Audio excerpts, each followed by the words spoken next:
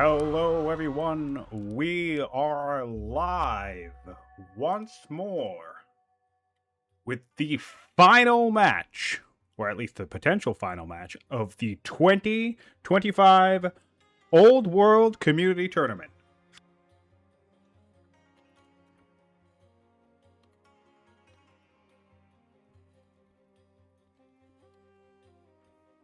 We have Ninjaa versus Claus Koala.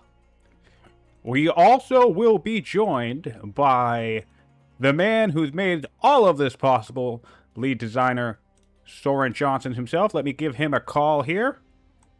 All right. Hello, Soren. We're live. Hi. How's it going? It's going great. Probably using the wrong. Oh. I can hear you. Can you hear me? Sort of. Sort of. Wi-Fi. All right. Oh, I know the problem.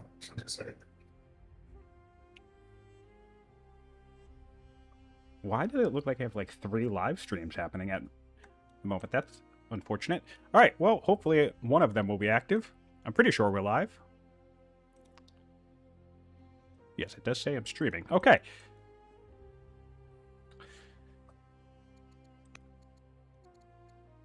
Let's see where we are at here. All right, so we left on a bit of a cliffhanger last time.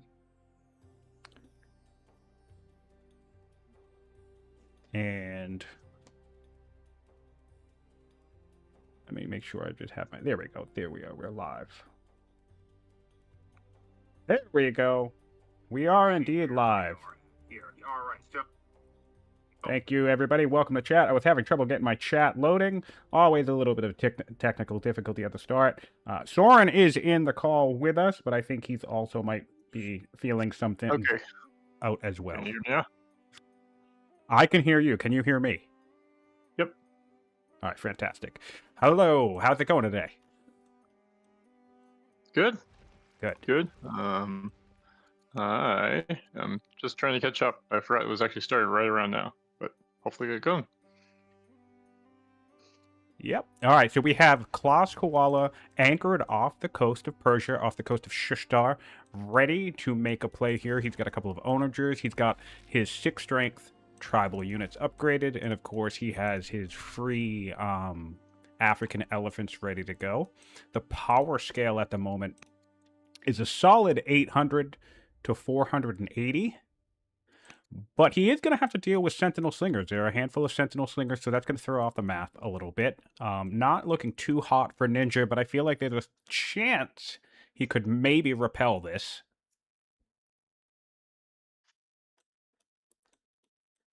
Hydraulics in 7 turns for the Persians as well. I mean, mostly we're dealing with mounted units coming in here, though. Lots of 6 strength tribals. And then, of course, the elephants themselves. So, yes, Ninjaa will have his work cut out for him. He's thankfully had a couple of other slingers coming up. He had the Paladin down here. Can he rush this? No, not quite yet. But he'll be able to rush out this Paladin cavalry next turn. That could be a bit of a surprise. That's going to be a Sentinel Paladin. So that could be a bit of a surprise for... Oh, wait. Did you mute? Are you muted now? Are you talking? Can you hear me? No, I'm just... Oh yeah, no, I can hear you. I saw your chat bubble glowing green, but I wasn't hearing anything. Yeah, no, I'm just being quiet. I think the main thing here is that Klaus doesn't actually really have a naval advantage. So because if he could block off the water control, then Shushtar is really vulnerable. But without doing that, I don't. I think it's just going to be kind of a meat grinder. But I don't necessarily see him losing Shushtar quickly. But I guess we'll see. Yeah, no, it definitely... I think it looks more dangerous than it probably is. I think it's certainly not going to be a breeze. I think there's definitely a risk for Ninjaa, but he also has proven to be a pretty solid tactician throughout the tournament and in games I've played against him. So Klaus is going to have his wits about him. And of course, then there's the orders advantage. I actually think this creates an opportunity for Ninjaa here because...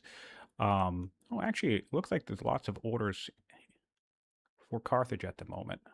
Oh yeah, so actually that is the order's advantage. So basically, Carthage is going to be spending most of their orders on this attack, and it's entirely possible that Ninja will be able to defend himself while still spending workers on worker turns, orders on worker turns. He's doing 8 improvements at the moment, and the big area where he's kind of needs catching up on is economy and improvement economy.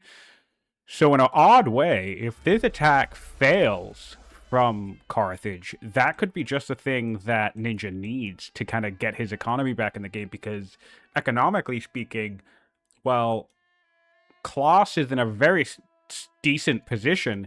If he freezes his economic development for about 10 to 15 turns, then Ninja could find some time to catch up.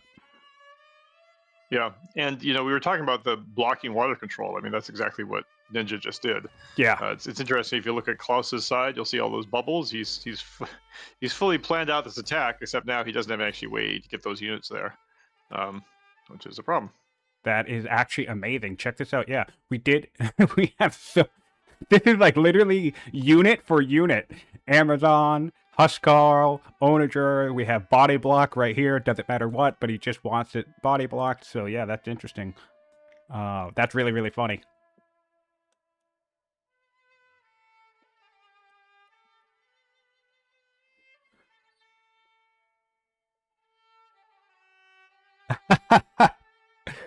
And Klaus is commenting on that already. He's realizing that the zone of control is really mucking up his plans significantly.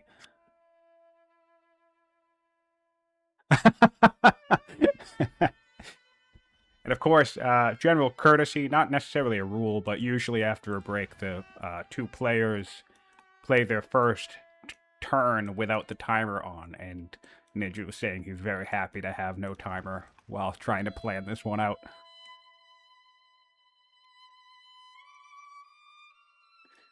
I really love Klaus's attitude through all this. He's such a fun guy. He is always high energy, always just excited to be playing.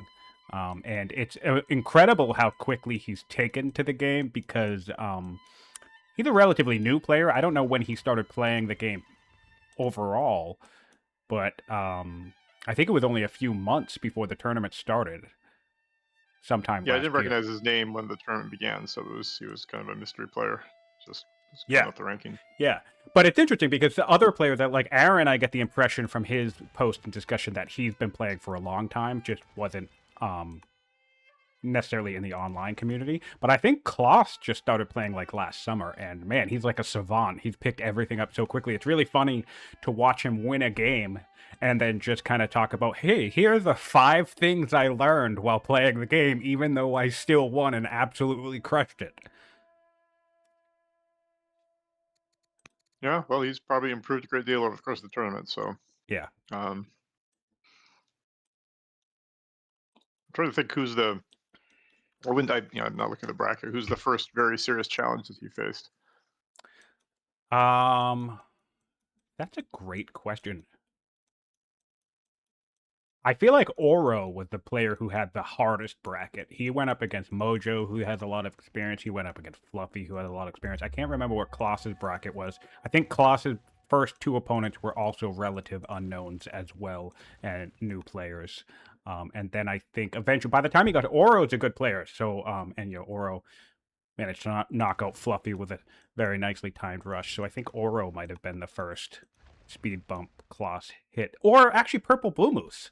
Purple Blue Moose as well. I think they went head-to-head. Purple Blue Moose is a really good player. That was a fun match. Mm-hmm.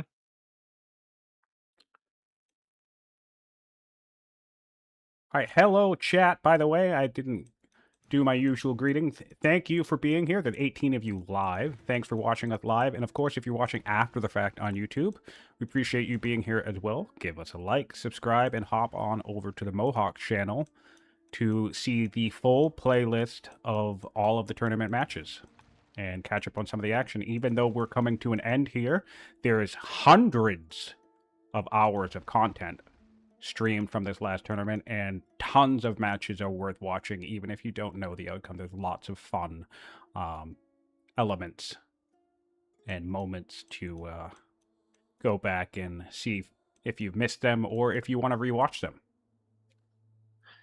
It might be nice to curate a list of like the top 5 games once this is all over, in terms of ones that were close and the ones that stick out in your mind. Yeah. But if you think of that, I remember Nizar was in it. I forget who the other player was, where it was just like a lot of that crazy city swapping that was going on in the middle of the map. And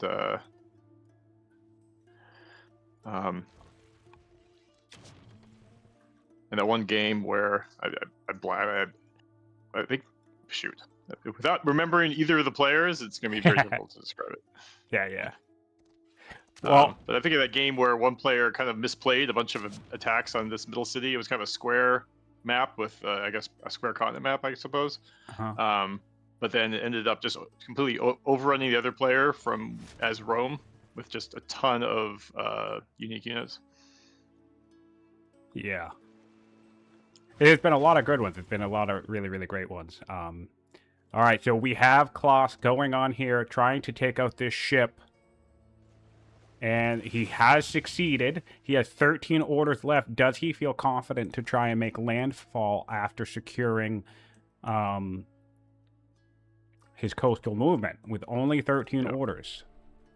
He can That was a good start. I mean, that's a big risk for Ninja, because you lose one bireme, and then suddenly the numbers are looking pretty bad. So and he's going in. He has 2 commanders. 2 commanders. Oh my God! Both with Highlander. I might need to reassess my comment about Shushtar. Yeah, did you catch that both these guys have Highlander and they're on hills? That is a nightmare. That is a big whack. Great. I suppose Ninja probably did not know how many biremes. It doesn't look like he has any visibility on the western water. So yeah. He certainly could have suspected that there were multiple biremes. Sure. Well, I guess you gotta do what you gotta do. Yeah, exactly. You do the best you can. I think he made a good play to try to deny it.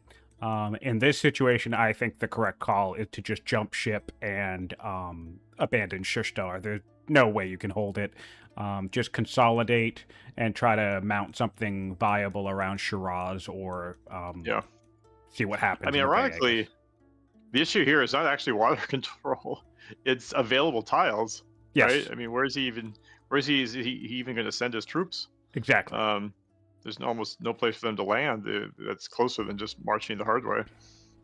Exactly. With this city always struck me as a difficult city to defend anyway, for that reason. So yeah. Well, it'd be easy to defend if you were clogging up those tiles, right? Like I'm a little surprised he didn't get his units there a little earlier, because they weren't necessarily under threat at that moment. Of course, the answer to that would have been an onager, but it never got to that point. Right, absolutely. Yeah, it feels like he. What's that? I'm seeing a fascinating grab from Klaus here that I really like. We have metaphysics, monasticism, and combo in the hand, and he's opting for coinage, and that's kind of awesome to me. Yeah, I think his plan is he trying to get to Drummond's, or maybe? Wow, we're going for it. All right. I mean, do or die at this point. You got, if we kill that onager. Yeah, killing the onager is good. Knocking out an elephant or 2 would be really nice. My favorite thing about casting these games is pretty much every time I've told someone to attack, it's been a bad idea, and every time I've told someone to retreat, it's been they haven't, and it turned out to be fine. So we'll see if it turns out fine for Ninja. Yeah, that's been my memory of my own watching these games. As many times I thought a player should retreat, they didn't retreat, and it worked out very it would have been completely the wrong move to retreat, which I found interesting. I mean, in this case, I don't think he has any choice but to fight it out, because you lose the city. It's just a long road. Yeah, it certainly becomes tricky. There's no spears on Klaus's side though, so no. But those elephants could probably make quick work of the. I mean, it's tactician, so that's going to be painful. I mean, that's a great unit, that chariot. Yeah, that's one of the reasons why I think if he can have an opportunity to take out at least one elephant right now, that would probably be worth it, even though, I mean, he doesn't, do we know that he has 5 laws? Yeah, he does have 5 laws. So more elephants will be coming eventually. But I think we're still behind on, no, we do have a stronghold in the capital, so elephants can come eventually. More onagers are coming. Yeah, he just rushed Acolyte in his capital. I'd like to see him switch to an elephant. I mean, here is where Klaus should be playing the game like Ninja. Like he should be, you know, all his units, all of his cities should be on military. Oh, yeah, he's building 3 onagers. Yeah, I'd like to see more of a mix there with some elephants, but I guess next turn we may see. Yeah. It's that's another one of those things that I think is tricky, you know, even as a player myself. It's always hard to know when to switch fully directly into like military mode, because then sometimes you can get it wrong. And if, like, let's say we do lose this battle and we've just been building military units and we haven't been building economy and our opponent is catching up, that can always backfire. But, you know, I do agree with you overall that, yes, I think he should be pretty much... Klaus, I think, is completely in let's end the game mode. You know, he has a navy, he has a sizable army, his opponent's weaker than him. No reason not to try and go all in here. Yeah.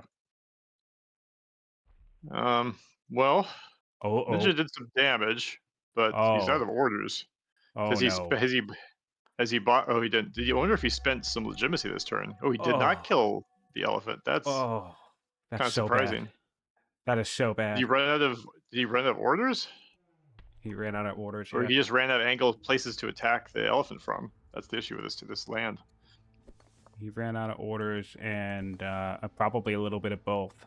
He wouldn't have had it. He would have needed another force march to get the kill from a slinger, and he didn't have the training. In fact, his training is now minus 48 per turn, which is actually going to force some of his cities to council to be actually. It looks like he could have killed the elephant with his 2 slingers, as far as I can see. He just would have needed to burn some legitimacy if he hadn't already. I'm just not sure if he did or not. He is a schemer, right? I'm not imagining things still. No, he's a schemer, yeah. Yeah, he's a schemer, so he could have done that. Unless he already did. So my bad if he didn't. All right. Kind of a conservative move here to heal the biremes, but I think it's probably warranted. I mean, I think this entire line of troops is dead this turn. Like 100%. He's gonna route through everything and then kill the spear. Yeah. So I think this could very well be it. I mean, that's a sizable force to lose for Ninja when you're already behind, and 2 of those slingers are sentinel slingers, and you need those guys. You need those guys, you know, hanging around in defensive position. You can't afford to lose them. He lost his. He's going to lose his chariot, his router. Yeah. I mean, as long as Klaus does the smart thing and that doesn't attack the city. Yeah. You know, this should be pretty good. Let's try to clear that space so we can land on where the slinger is, I assume. Yeah, there we go. Oh, okay. He's routing stomping with the elephant. All right. Do you have any more ranged units to? Yeah, good. Trying to take care of the dictation with ranged units. Okay, got another route. Should be able to easily route through that. Slinger. Very easily. In fact, he could probably afford to retreat this other elephant and heal him up. And yeah, that might be a good call. I think I like. Yeah, looks like it might be his plan. I mean, he could hit the city because it hits so hard, but yeah, it'd be better to save the elephant for another day. I mean, it's a huge advantage. He can retreat to a place where he can heal. Yeah, I think even if he can't get the spear down, it's worth it to save. Oh no, you were right. He didn't buy the extra orders last turn. Oh, he forgot about it. Oh, that would have made a huge difference. He could have killed one of those elephants. I mean, he didn't actually need that elephant for this turn, but you know, would have made a good difference. He could have gotten a unit onto that spot at the very least. Well, it's still getting the 20%. This entire time it's been routing, it's been getting that 20% combat boost from the nearby elephant that's not doing anything. So. Oh, true. Very good point. Yeah, they're both commanders. I didn't think about that. Yeah. It's brutal. It's a brutal combo. They're both commanders and Highlanders, and every tile here is a hill. Disarmed. Okay. I don't hate it. Probably realizes he can't get the kill anyway. Oh no, he got 7 orders. He can get the kill with other stuff. Yeah, so he's healing up the elephant. And he's going to get the kill with a slinger back here. Yeah. Clever. Yeah, you can still use some other units to chip away at the city. I mean, he wants to occupy all those tiles. The important thing is to occupy those tiles, so that there's no way in. Yes. You want to occupy that western, probably both of the urban tiles, if he has the orders for it. Has he burned his legit? Oh no, he's not. No longer a schemer. Now he's having order problems. So he's gonna have to send. He should send a unit on that tile, even if he can't attack with it. Persia is now much weaker. That was Yeah, quite. be very careful with his order spend this turn. Yes. I mean, I don't love the fact that his units are kind of hanging out now that are theoretically vulnerable to a counterattack, but I mean, he did what he could. He did what he needed to do to clear those units. Well, one thing you could do if you wanted to risk it is you could buy one more order and then put this bireme by this peninsula near Methana, the mountain, the volcano there, and that would stop any coastal movement. Yeah. But then that does kill your way to retreat. When your opponent's much weaker, though, that kind of type of move is probably worth it. Yeah, I think he should be happy with her. Just plug that tile west of Shushtar, and then I don't necessarily see how he's going to be able to clear a unit on that tile. Yeah. You know, without being able to get someone else there. So he'll need some way of, you know, killing that Eastern Warlord, which is a 6 strength unit. That won't be easy. Yes. Oh, he did not take that tile. He did not take that tile. I think that's a big mistake. The great thing about these Huskarls is that they actually have a really strong cleave attack too, so they're another really good tribal unit to have. Yeah, I think that was a significant mistake on his part. Trying to defend. I mean, I guess he would have been able to route some units through the city, so it only really would have blocked one tile, but I don't know. Interesting. Whose mistake? Classes or ninjas? When Klaus ended his turn, yeah. He had, as I saw, one order left, so he could move a unit onto one of those urban tiles just to occupy it. Gotcha. Who does he? Who's queued? So this is his last turn as a schemer. Yeah, probably he's doomed. Who was queued up? A tactician leader. Well, of course, that's not bad. Is that on? It's not actually a general anywhere though. Might want to add that to some unit somewhere. Yeah, now would be the turn to do it. One of those elephants. Hunter. Yeah. Yes, because you will be able to stun one of the elephants because we don't have a ruler on the elephant. In fact, what is a ruler? We have a judge on the other side of the map. Or add it to a bireme. I mean, stunning is very, very powerful when you're at sea. Wow, Ninja's putting more troops in harm's way. He doesn't have enough. He doesn't have enough training to add the heir as a general. That's the issue. That's what it is. All right, so we killed an elephant. Elephant down. Stompy boy down.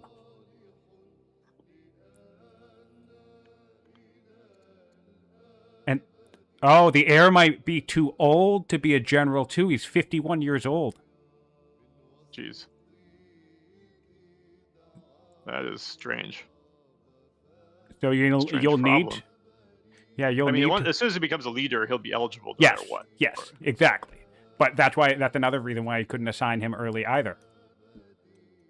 Man, yeah, not looking through... Politics in Persia is abysmal, too, by the way. But that's actually going to get healed quite a bit. This is seems like a mistake on his part that he wasn't using his heir somewhere. I mean, generally, it's still a level 1 character. You know, you want to stick your heir somewhere, whether it's on a general or a governor or just somewhere, so it starts, getting some experience. Indeed. We have another rebel spawning back somewhere in Artokoana. We have a probably in a statesman city, I assume. They're furious. Yeah. Oh yeah. And he's got 3 biremes out. That's pretty useful. Yeah. Doesn't have the orders to do anything with him this turn.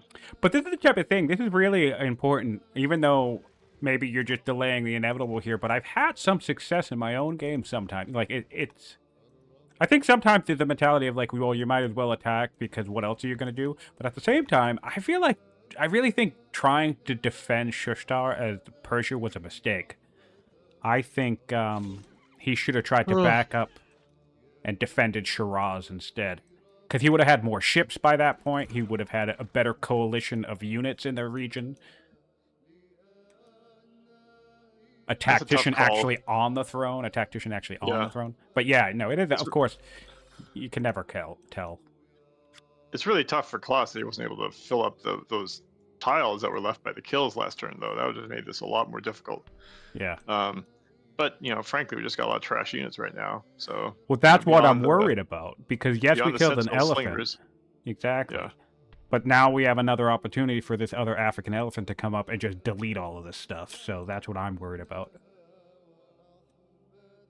We're basically handing our opponent route chains at this point. Oof, it's going to hit one of those warriors for 13. Yeah. I know. Yeah, you should be able to route all three of the warriors, I assume, this turn. Yeah. I don't think they were making it through. And after that, I mean, once those warriors done, now we really are down to the dregs for Ninjaa. Doesn't really matter. I mean, his Paladin Cavalry will be out next turn, but Well, see, that's another example. It's like that's why I really like the idea of the tactical retreat sometimes, because it's like if this battle were happening at Shiraz 3 turns from now, while you know Shushtar was falling, we'd have more units in the area, and then we'd have our Paladin Cavalry coming up, so we'd have another route on top of the chariot that we didn't throw away yet. Yep. I mean, I think that's kind of. I think at another point in the tournament, maybe defending Shushtar would be the right move, because there have been plenty of players who've made mistakes in these situations. But Klaus did the right move. He just went for clearing as many units from the board as possible. And even if it's an even trade, he's easily going to be winning. Yeah. But, morale can play a role, so maybe Ninjaa saw this assault and thought he's doomed either way, and he just wants to go out guns blazing, in a fiery combat and put on a little show for us. I mean, we definitely have had many situations where morale damage. I mean, technically, I surrendered to Alcaraz due to morale damage. I just didn't want to play another 5 hours for him to attack me. Sure. So yeah, but I knew I wasn't gonna keep up with him economically, so it's like he just rushed a Klaus rushed an Elder Alkalite in Carthago. I mean, I understand why you want Elder Alkalite, but boy, I just think he should be pumping out I think he should be pumping out elephants every turn now. So I think he's probably maybe trying to shore up his main weakness, which is orders right now. Although 28 orders per turn isn't necessarily bad when you're trying to fight a war on turn 50. So. Yep. All right, so he should be able to easily clear. Oh, okay. He decided to heal his elephant instead of crowding with it. Does he have another unit that can? Oh, he has another elephant that's on this way. Oh, there we go. Yes, we do have a zealot in the back line here. It has swift. It can make it all the way to this conflict. Just barely get to a first tile to route with. Yeah. I'm sure he'll figure it out. He still needs enough. Let's see. That's 10. That's 10. Yeah, he certainly has enough damage. Yeah. But with his slinger and his Amazon cavalry, he should have enough to get down the warrior. It maybe will not be quite as easy because he only has. Oh, he's got a few range units. He's doing all right.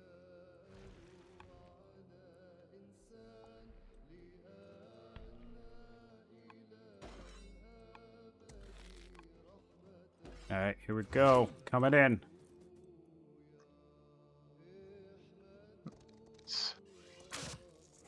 I don't like using the Amazon cavalry for that. I would have rather used the slinger to soften up that first warrior. But it probably won't make much of a difference. As long as he kills all 3 warriors, he should be fine.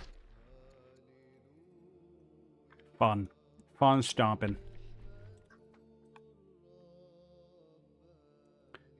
That's probably the thing I'm excited most about for the DLC coming out at the end of the month. Is we're gonna have way more elephants.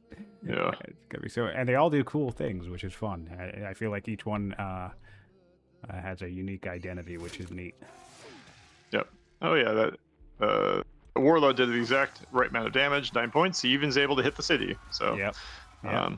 Brutal. And it's a zealot.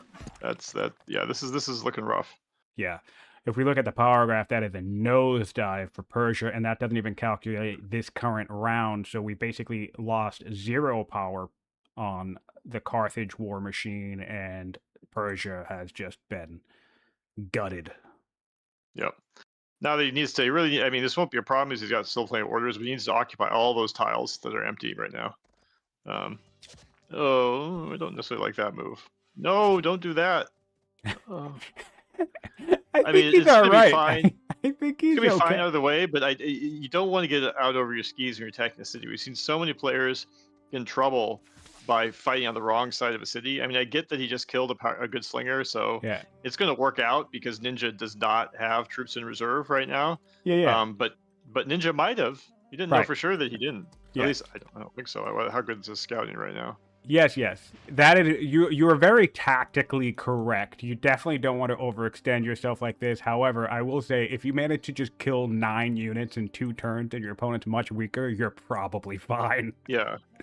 Yeah, the route was correct, but he should have filled those urban tiles instead of running ahead and trying to get that one lone slinger. Yeah. I don't think that was a good move. Well, but I don't know. If you actually, the only reason why I might disagree with that, because let's say he loses an elite Amazon cavalry here, right?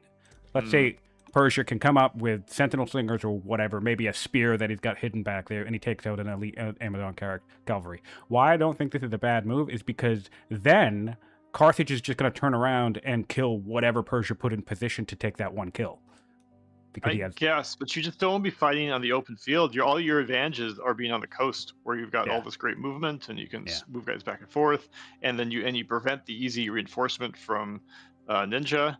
Like those troops are just hanging out there on those hills. They're not well positioned to do something else. So True. Definitely risky. I don't like that move. And the entirety of the Persian army is 2 slingers and a Palatine cavalry, by the way.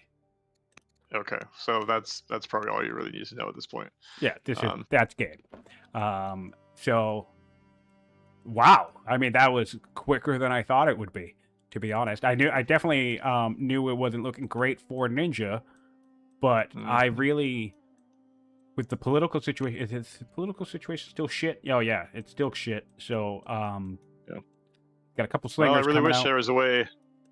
I really wish there was a way I could have taken Alcaraz on that 3-1 odds he gave me last stream for against Ninja, I suppose. Because, I mean, I thought this was kind of inevitable as long as Klaus did not do something, do something stupid. And,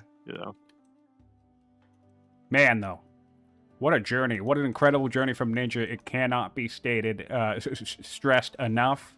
He lost the very, very first match, his very first match of the tournament, all the way back in round 1, and he's here in the final now. He won like 7 or 8 games in a row to get all the way here, beat every single player in the competition. In fact, technically, he's faced more and defeated more opponents in this tournament than Klaus has, because of the way of the double elimination works. So. Really, really great performance from him. And he's beat some great players. Yes. So yeah, I mean, Ninja is one of the most interesting players. I mean, you kind of know what you're gonna get from him, and this is, I think, the hard part with this game is Ninja was just never in a position to do the thing that he does best. Yeah. Well, there goes the elephant. Took all 3 of his possible attacks, I suppose, which is going to be the problem, especially with another elephant in reserve. Yeah.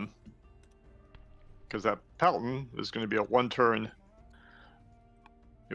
unit, but it's really brutal, I guess. So okay, it looks like there must have been a rally troops that finished, so he can actually, if he had a military unit that hadn't attacked, he could add his tactician leader to it, but that's the issue. He does not have that. I suppose he can add to a boat, but that's not going to really save him. He also has a nice event that gives him +8 orders at the moment. I'm guessing the training came from a secession event if he just took the throne. I don't know if it was this turn or not. Man, I love tactician generals on boats. Like, if you look at that boat that Klaus moved in with to, harass that one bireme of ninjas, because, he's just sitting there saying, I'm going to attack with this tactician bireme, and if you hit me back, I don't care, because now your boats are all 1/3 damaged. Yeah. Like, tactician really is probably the best general for a bireme. It's so efficient.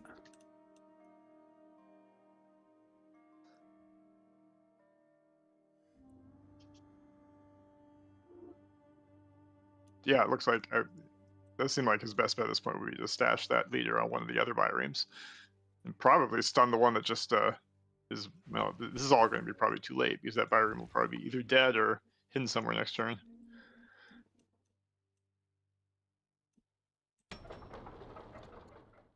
He still has plenty of orders. That's the Does nothing to do issue with is them the for. units. He doesn't have enough civics to rush anything or rush the Palton. We'll have some slingers next turn, but you know, level 1 slingers are only going to be so good. Yeah. Indeed, indeed. Oh yeah, there's No Legs bringing up a good point about the flanking thing now, which is I think is live now, which is so basically if Ninja attacks that tactician bireme from the opposite side, so it's flanked, then the tactician general bonus will not apply. Oh wow, that's gonna. I don't know why I haven't clocked that for actual tactician generals yet. That's huge. Yeah, that's huge. So that is something that definitely goes against what we're seeing here, which is the tactician general just sort of Leroy Jenkins it and just running out and causing havoc.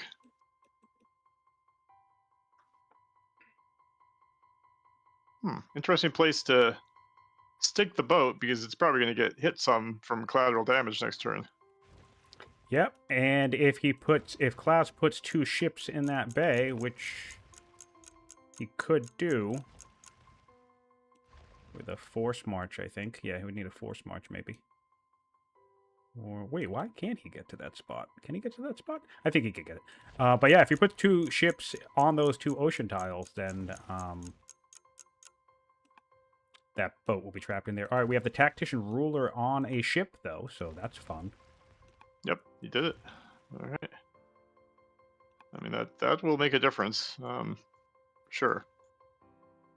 Yeah, if I was Ninja, I would, and I had some civics to burn, I would be rushing biremes. Throw them into the fire. Yeah, we have 2 biremes that just came out in Carthage, ready to go. So I don't think we're taking ocean supremacy as the Persians. Yeah, stunning will not cancel an anchor, because it's an action that's already been taken. The only thing that will cancel the anchor is if you push the unit.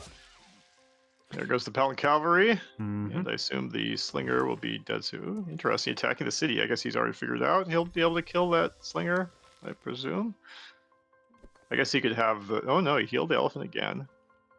He's just going to kill it with some trash units, I guess. Yep.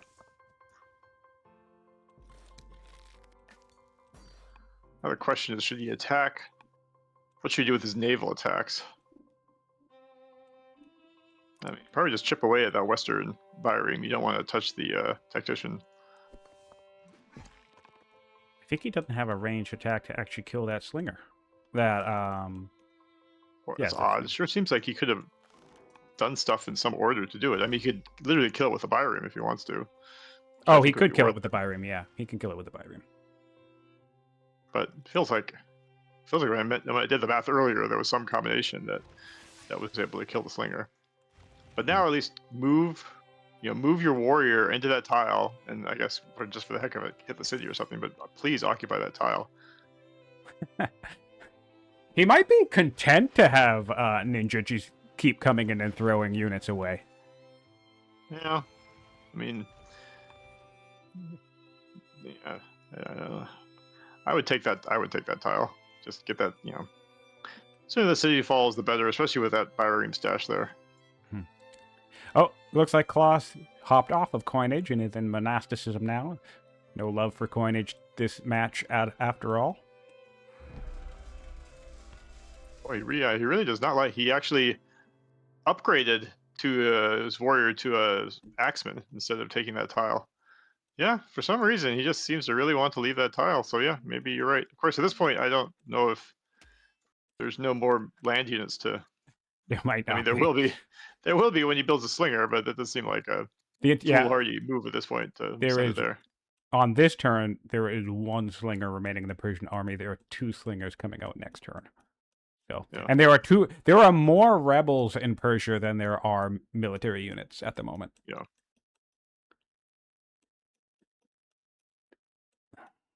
Oh boy. Well, Ninja's being ninja'd. I'm afraid. So let's take a look here. We have Ninja attempting the hydraulics beeline. He's 3 turns away from that. And let's take a look at, comparatively speaking, where our boy Klaus was. Klaus got steel, navigation, also was coming towards machinery. Sorry, hydraulics. I think what we're missing from Ninja also is onager presence as well. Sure. That would have helped here. He's got access now, right? Yeah, 7 Just turns hasn't built ago. any. 7 turns Yeah. ago.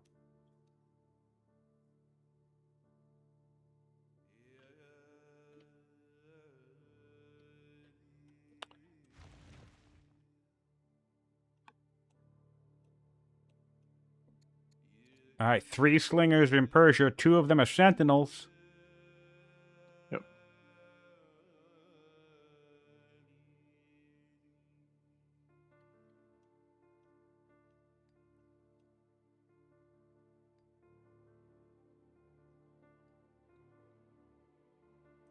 Not seeing any movement just yet. Turn 50 seems like a nice round, even number to raise the white flag of surrender.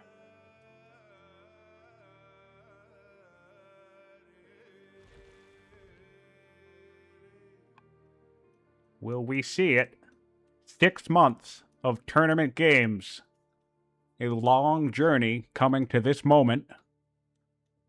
Both players with an incredibly impressive record. Note, we see a Paltan being rushed in Parsa. Ninja still has just a little bit of fight left in him.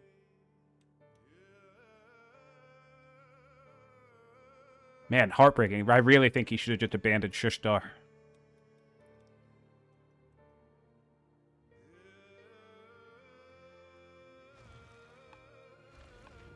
Because that's what I think. The other thing about that is that's where you can put yourself in a position, your opponent in a position to make even more mistakes. So let's say Shushtar falls smoothly, and let's say you even have to give up Shiraz. Kind of like you were saying about the overextension on the hills there. Your opponent could start getting more and more bold and start trying to run you down, chase you down, and then by the time they hit something like Sardis, you have, 3 Paltans that they're not expecting, maybe an onager that you finally set up, and so they kind of walk themselves into a little bit of a trap and give you an opportunity for a really nice, strong counterattack. And I think we saw that in with Alcaraz versus Blaj. Alcaraz had seemingly every advantage when he attacked Blaj in the first half of the game, kind of tried to get his, ninja-style early rush mechanic going on, but there were some, I think he also got overzealous and too bold. Archers started getting upgraded, and things that he didn't anticipate came into the field, and he wasn't able to calculate that it was a better idea to call off the attack. And I think that type of stuff can happen even when your opponent does have the advantage if you cause them to get too confident and overextend themselves. Yeah. It's really too bad that he didn't have Ninja didn't have an onager at this point, because I think that could have also made a big difference for the naval combat. Just have some unit to make Klaus afraid to move his biremes too far forward. Yeah. And there'd be sentinel onagers as well, so it's very, very valuable. I like that move, using the slinger to hit the bireme. Is there something going to be do? At least something to do with that unit where it doesn't die immediately. Yeah. But I would think that the question is, what's he going to do with his leader? He should certainly stun someone. I assume he wants to stun the tactician bireme, because I think he won't have enough. I suppose if Klaus uses the onager, he'll have enough to take down Yes. the bireme next turn. Oh, okay. Oh, yeah. Interesting stun. Does he? That's not going to stop the anchor though. He might not be aware of that. Yeah. But he will learn a lesson if he isn't.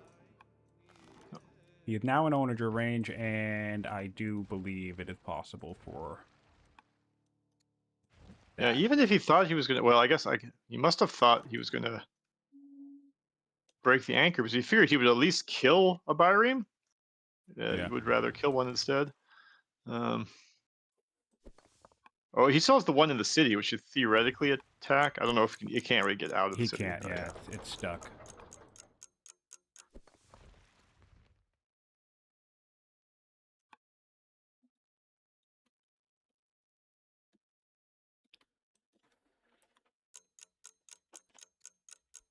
Really appreciate you guys tuning in live with us now. There's over 30 of you in the chat now. That's a very exciting time. Glad everybody's been enjoying the tournament. And we hope to have more action for you guys in the future. This is the final game of the 2025 tournament. Been a long 6-month journey. But we did make it.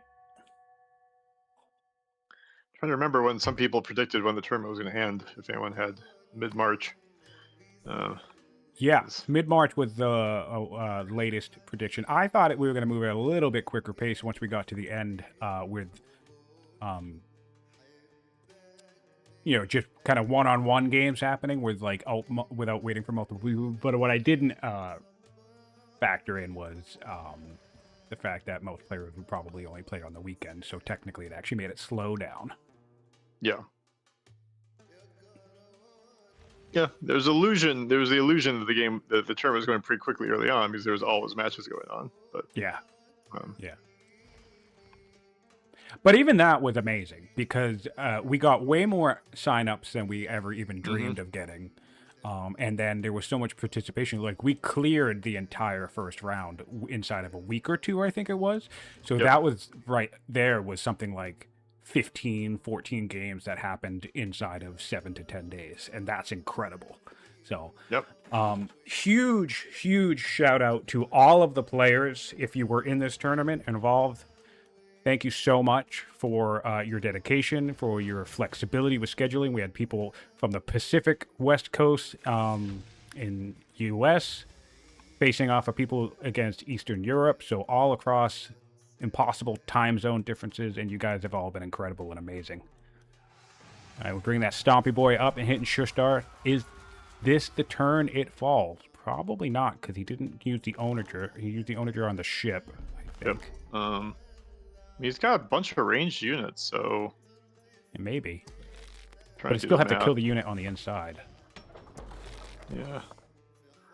Yeah, he's already used his attack, so probably will not fall this turn. So the bireme will be able to escape and do some damage next turn. He should be able to kill the tactician bireme, I guess, if that's... I mean, that's the best option out of not a lot of great ones. Let's see, are there more biremes coming? I would definitely like to see Klaus. Klaus should definitely be rushing biremes right now. He's only building one. I don't think I like that too much.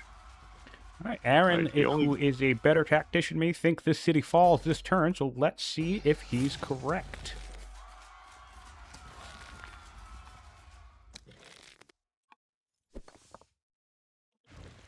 I mean, it's not going to now, but actually I think he might have been right. I think if he did this in a little bit of a different order of operations, maybe you could have come up with a, yeah, I think he did that. Well, I think he did that out of order. Yeah. Just needs one more ranged unit. You can do a little more damage to that slinger, but I don't see any other ranged units around that are going to be able to make the difference.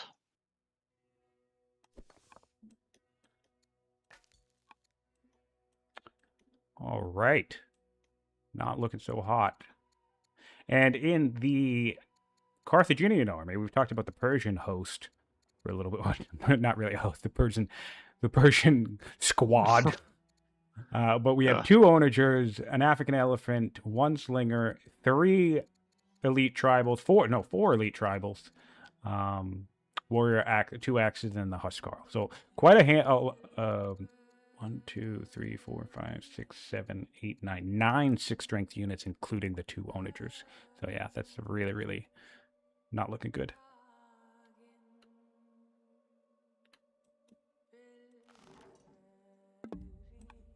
Well, he's lucky that he wasn't able to clear Shushtar this turn because he could have. Well, actually, I forget what happens when the city falls. If he killed the slinger, I think the boat would get bounced. They wouldn't actually be attacking the boat. Yeah, the boat does get bounced. It will pop right out on the coast.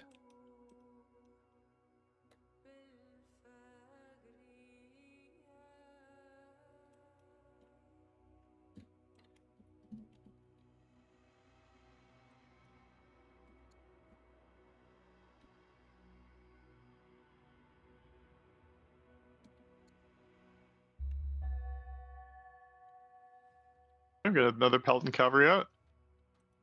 Nice. We got a Very nice. Pelton cavalry and 2 slingers. Oh, boy. Four slingers. Actually, I guess 5 slingers, technically. There's just no way you group them in some way where they could be effective. No. That's the main issue right now. Yeah. Yep. I mean, now is the time to retreat. You do not have to keep throwing bodies into the defense of a city if you're watching this. Pro tip, you can surrender territory. You are allowed. That was definitely the time to retreat. One question is, do you kill the tactician Byreme this turn? You can. I mean, he's going to lose the other Byreme no matter what. I mean, Klaus has 5 Byremes around, so you're probably gonna lose the sea anyway. But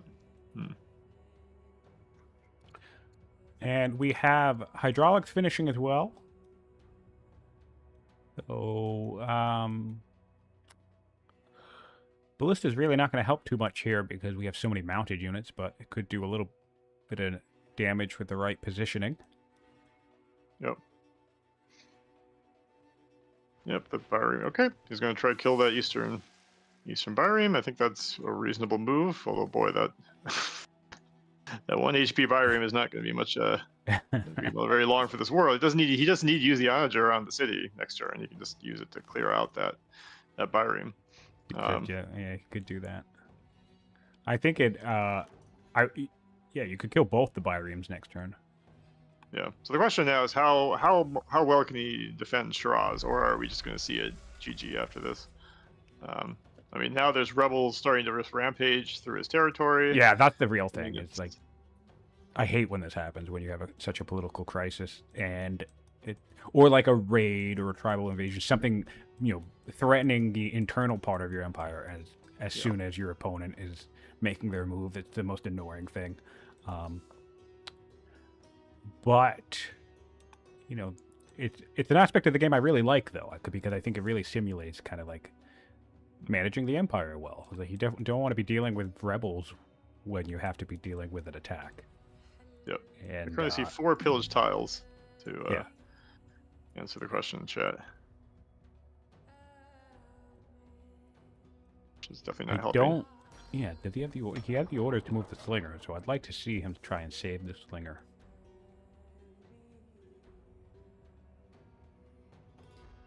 I mean, Ninjaa is not a big fan of retreating, I'm sure, but yeah, doesn't seem like it. We are at 192 power for Ninjaa compared to 896 for Carthage. Yep. All right, we have our first retreat from the Persians.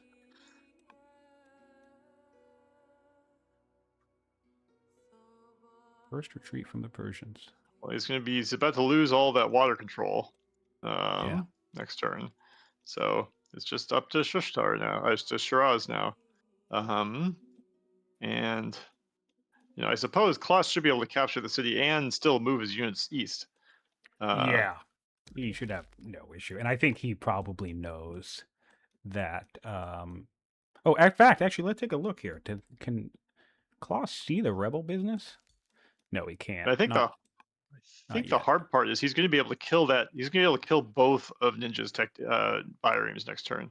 Yes. And then that's some real trouble right there. Mm-hmm.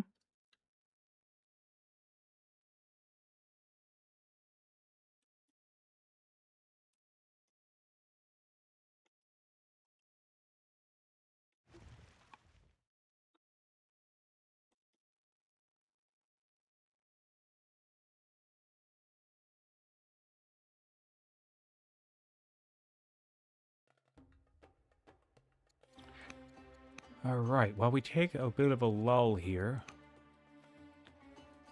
I want to check out, remind us some of the overall statistics of the Empire. We have 15 technologies to 14 in favor of Persia, actually. 67 improvements on Klaus to 51 now to Persia. So that's a little bit of what I was talking about. In the time of this conflict, Persia has slowly been creeping up on the improvement total of Klaus. So maybe if you played a little bit of safer here, gave up a city, because this city doesn't even have any improvements. It's not like it's offering a whole lot right now. Gave up city, field a better defense as Shiraz, or maybe even Sardis. Yeah. Maybe you can turtle it up and try to explode out. I mean, the tough thing is that in 2 turns, Klaus's navy is going to be able to block water movement into Shiraz, Yes. right? And so that's a real problem. Yes. Yeah, I mean, there's complete naval control for the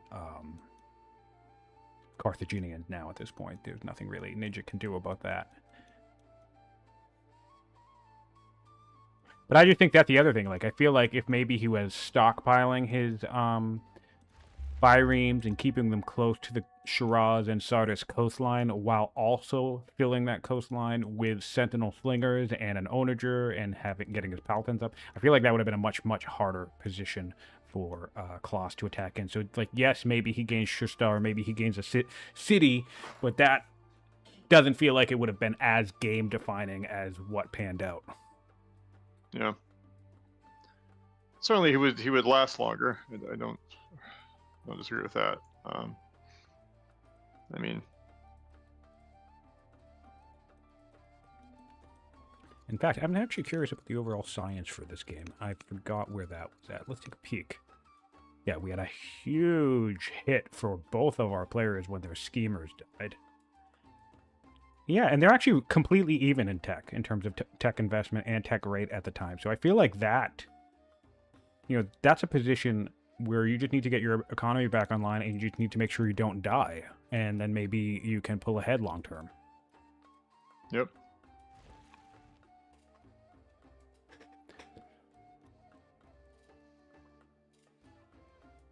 Of course, I think in this type of genre, it can definitely be difficult.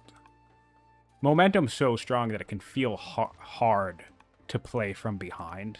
So I certainly understand the impulse, and I've been there myself, when it's like, oh, well, this is absolutely over and there's nothing I can do about it. But I think Old World, because of the way that there are different elements that are so many different moving parts, like the politics, the orders, the econ. Like, you can have a fantastic economy, but if you have no training or no ability to rush, well, then you're not really building any units. So there's so many different moving parts, where I think it does create opportunities where one empire can kind of play from behind if they have all the right things going for them. I think we see that with science leads very often. Sometimes people shoot ahead in science, but they don't really have a military or anything to show for it. Right. Or, maybe they get a really strong military, but their order economy sucks. That's how Ninja lost his first game. He got really far ahead in science. Decent military. But he was Greece, who has arguably the worst order economy in the game, and he was up against Persia, who undoubtedly has the best. And he just couldn't win battles. And we've seen that more than once. Order economies winning out. I think that was a huge part of my loss to Aaron. I think we were pretty relatively even in terms of overall power. We beat the crap out of each other, but he was Assyria, so his order economy was just so much more efficient than mine. And then he had religious stuff too. So lots of moving parts that can give you a fighting chance, even if things look a little bleak. But Shushtar has fallen. Carthaginians are healing up. We'll see if they advance. Only 12 orders. I suspect they probably will not. Take a moment to consolidate. There goes the navy. Carthage controls the seas. Yeah. Yeah, this is looking pretty. I mean, if Ninja had his economy under control, there might be a path here, but I think it's pretty hard to see as long as Klaus does not misplay. As long as he moves forward with his navy, takes sort of control of this area, and just keeps hammering away at Shiraz. He's in really good shape. Yeah, no real reason to not keep pressing on the gas here. He has decent Yep. vision. He actually finally can now see. I believe he can see that the city is getting attacked, and he can see there's a rebel. So this should give some really nice information for Yeah. Klaus, because he couldn't see that before. And you can see this. I guess the cavalry goes on its way to deal with the rebels. Yeah. Which that's fine, I suppose. But I mean, it's going to be a long slide here. I'm afraid I actually have to leave. I got to go pick someone up from school. So All right. I'm going to leave you here to finish up this match. But I'll be listening in. All right. Thank you so much for joining in, and of course for making all of this possible. Everybody, that's Soren Johnson.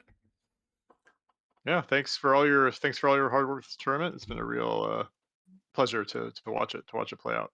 And I know everyone's already looking forward to the next one with many opinions. And barring some sort of absolute horrific misplay, congratulations to Klaus on his imminent victory. He did a great job. Ninja's a great player, so this is quite an accomplishment.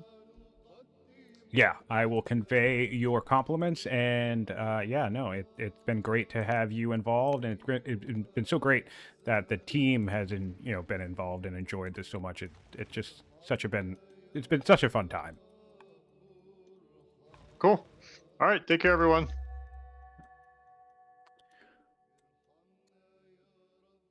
All right, everybody, and just in time to herald the doom of Persia, we have a hurricane, the divine winds of Carthage. Look at that. Look at that range, too, all along the Persian coastline. The doom befalls. Incredible. Incredible. Now the Persians' turn. How are we doing on military? Still 4 slingers and a Palton.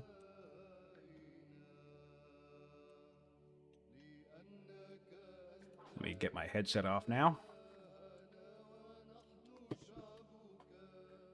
Alrighty.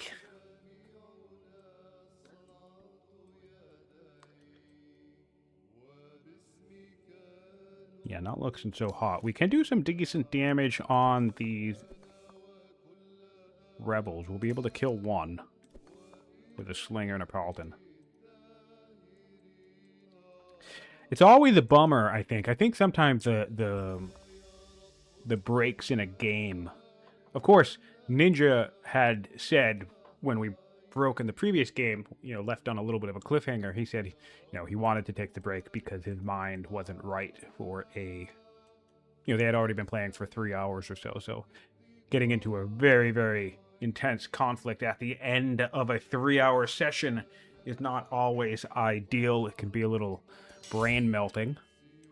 But at the same time, also sometimes taking a break can kind of have you hop back into a match a little turned around. We remember that he forgot about the schemer order buying on one of the first or second turns of this session. So tiny little mistakes like that can be a consequence. It's really funny because actually Ninja was one of the first people who played was the first person who played a insane marathon session. The very first match of this tournament was Ninja versus Oro, and they played the entire match in one session. It was a 7-hour game, I believe it was 7 or 8 hours, and they played the entire thing in one sitting. So I mean, that's just crazy, man. That's just crazy. All right, over to Klaus now. Let's see what's going on. We have notes. Dorian Rule, Awesome 7 Law, Spears. Really waiting for the training boost. All right, he wants a training boost. He got Steel for that training boost. Still on monasticism now. Yeah, and he's looking for a Divine Rule for a 7th Law.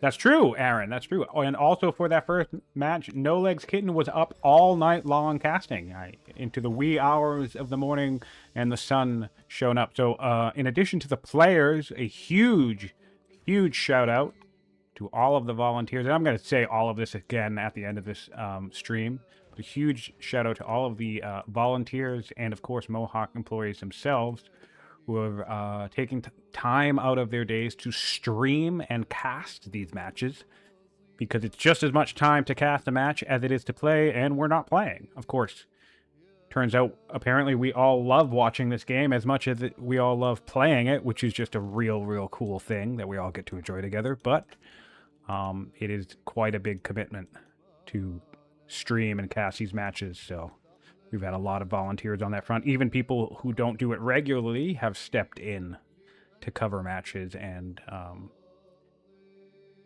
of 58 games in this tournament, I believe we've covered 54 or 53 of them, and that is just incredible. We came into this tournament fully expecting that we would not cover every match.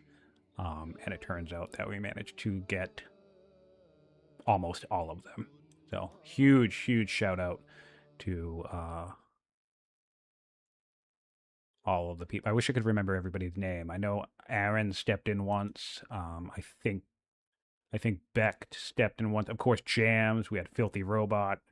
And Alcarus and myself. No Legs Kitten. Fluffy Bunny.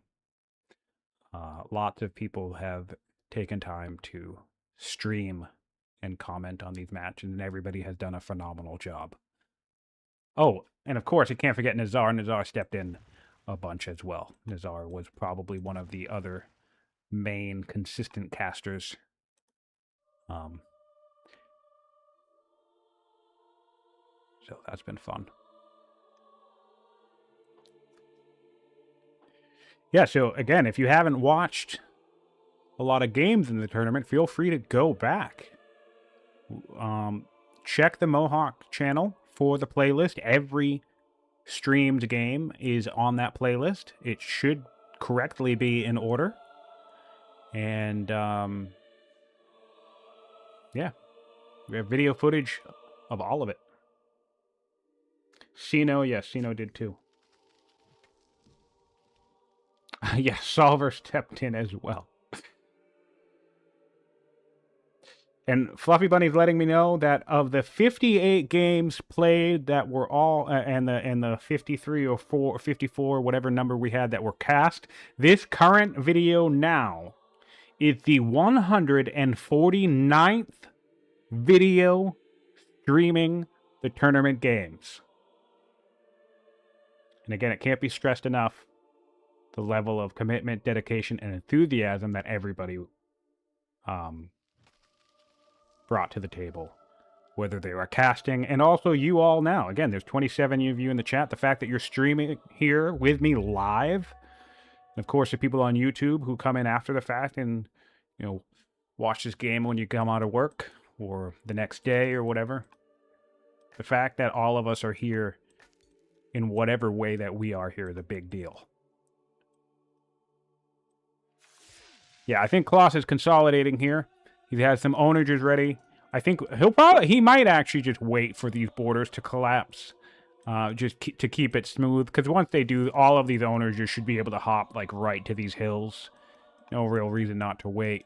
Get your 3 or 4 onagers up on these hills. Get everything else into position. Body block the Gorgon Plain, and yeah, Shiraz goes down in maybe 2 or 3 turns.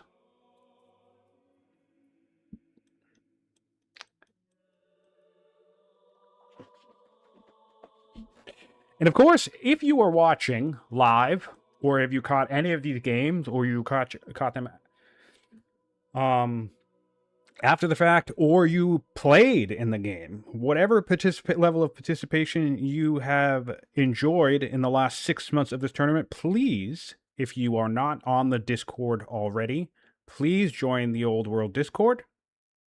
Say hello. And of course, hop into the tournament feedback section and give any positives, negatives, appreciations, criticisms, tips, suggestions for things that we can do to improve. Alcaris has every intention of running another one of these. We definitely want to get another one going. And we've learned a lot of lessons from this experience and would like to learn more and have the next one be just as much fun and hopefully with even more players if that's possible.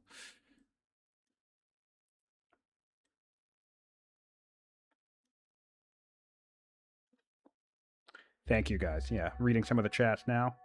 Yeah, thank you to everyone sincerely for watching. I've personally have spent most of the last 6 months on this, and not that I need any credit for that, but what I'm saying is I've enjoyed it so much, and so it really has personally meant a lot that I'm always surprised every time I turn on a stream, the fact that there's 20 or 30 of you tuned in and following along in the conversation. So it's been a great amount of fun to play the game together, really, because that's kind of what we're all doing. We're playing the game, we're talking about the game, we're enjoying people play the game, we're laughing, joking, teasing each other. It's a lot of fun. So truly thank you for all of you for being here. On that note, this is what Doom looks like on turn 54.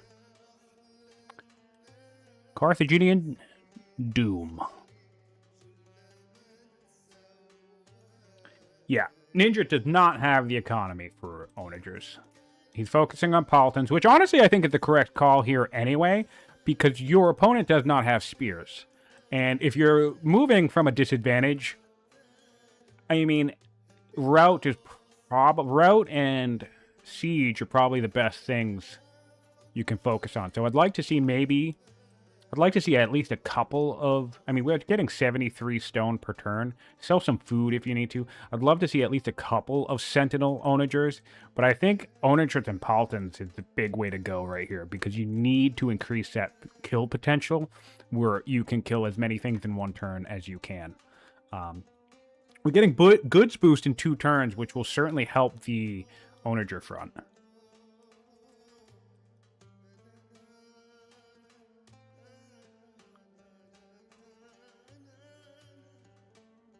Certainly helps the onager front.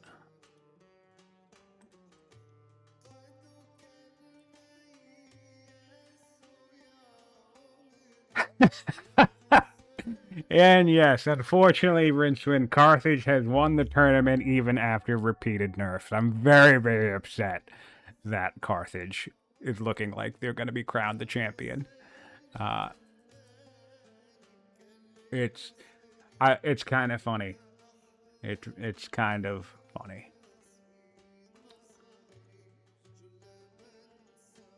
But, I mean, in fairness, Klass, I don't think played Carthage at all in the tournament. I don't remember who he played against Oro. I think it was the Hittites. And Klaus does not have traders. If there's gonna be some big takeaways here, actually, I just want to point out the supremacy of an artisan's capital. That's the main takeaway here. Championship game, artisan's capital, impending victory, too good. Everyone always, artisans and patrons, everyone always blasts those 2 families, but here we are, artisan's capital, and yeah. Even if you're going the deprioritization strategy, we only have 2 artisan city, but that's fine. Just an artisan, I don't know, the artisan seat is strong enough. Oh, you're right, Klaus beat Purple Boomless at Carthage. I forgot about that. That was a fun game.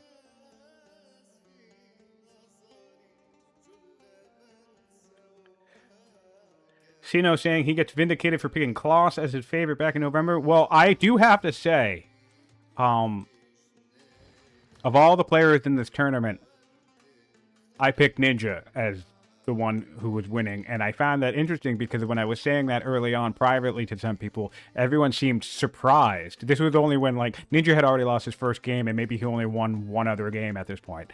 And everyone was surprised that I was putting so much faith in Ninja. And the man went on to beat every single person in the tournament that he faced, except potentially this championship player in Klaus now.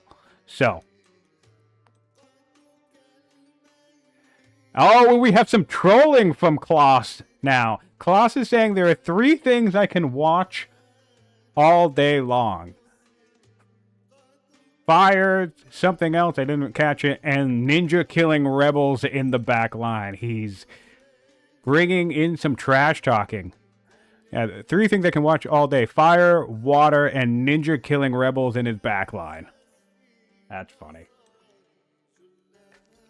That's funny. And of course, Ninja's saying he's just getting practice. Ninja's just getting practice. See, and this is what's a shame. Because, like, now, look at this. We're getting an opportunity with these mills and stuff where the econ can come online. Really, really don't want to belabor the point, but I'm just going to say it one last time. I really think Ninja's big mistake, should he lose this game, is trying way too hard to defend at Shushtar. I think he would have had a much... better. Look at this, so much friendlier terrain. He could have had more ships. He could have taken the time to bring in an onager. He would have had more Paltons. You know, 1 Palton is better than... oh, what are you doing? Bro. Oh my god. Yeah, so, I mean, sometimes you gotta save bodies, right?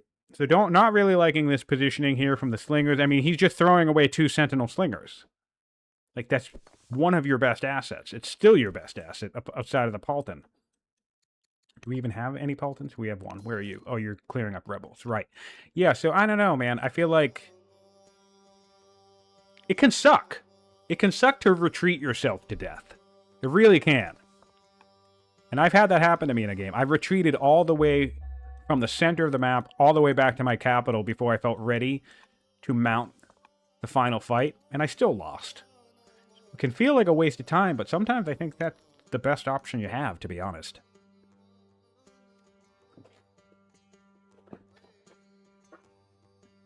Yeah, these slingers are just going to die. We still have an elephant around here somewhere? Yeah, we do. How are we looking? Yeah, there we go. We're going to whack... we're going to whack, force march. In fact, we'll do this. So we'll arch. That's 6. That's dead. And come in, 11. Dead again. Yeah, so those 2 guys are dead. And then all the onagers and stuff are going to come lining up. Yeah.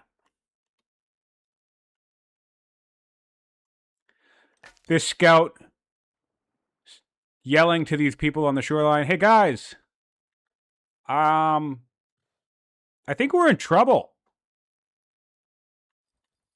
Not looking good over here.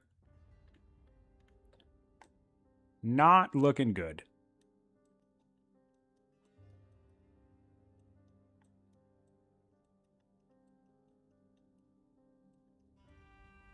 Elephant can reach with a force march. Oh, no, it can't. Touché. Touché. That, this little thing was making me think he could. Touché. This is where you hop in with a guy like this. What else? Do we have any other workers around? This is where you do some fun stuff and add a couple of roads, and then suddenly it will be able to make it. That might take all your orders.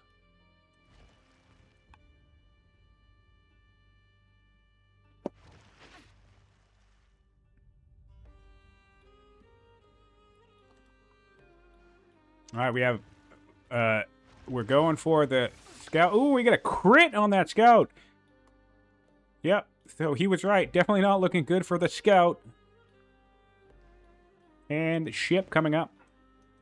We have a new bireme for the Persians. This is a terrible, terrible spot for a bireme, by the way. I don't know why he'd be in here. As soon as Klaus notices this. Oh, and onager on the hill. Look at that. Look at that. That's such a great spot for an onager. Good God. Good God. Yeah, that's not great.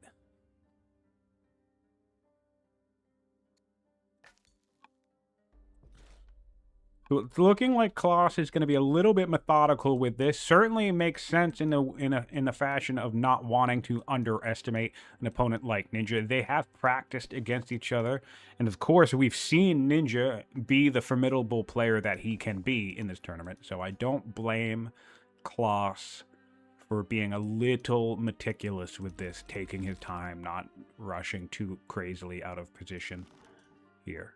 Does make sense.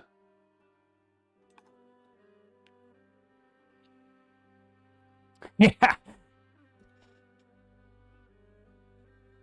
Oh no. Yeah. Ninja's upset with his tile buying. Well, I mean, in fairness, I think when you're buying tiles, you're not always being aware of, you know, you're not necessarily planning around the idea that your opponent will be taking your city. But of course, it can be something to be mindful of for those of you who, you know, play some of these dual style games, that you can always, you know, sometimes, you know, aggressive tile buying can backfire if you do end up losing the city, which can be one of those things that might have motivated Ninjaa for his stalwart defense of Shushtar in the first place, thinking, I really don't want to give up this highway. But unfortunately, you can end up Klaus professing his love for killing scouts. That's funny. Klaus is such a fun player. Oh, man.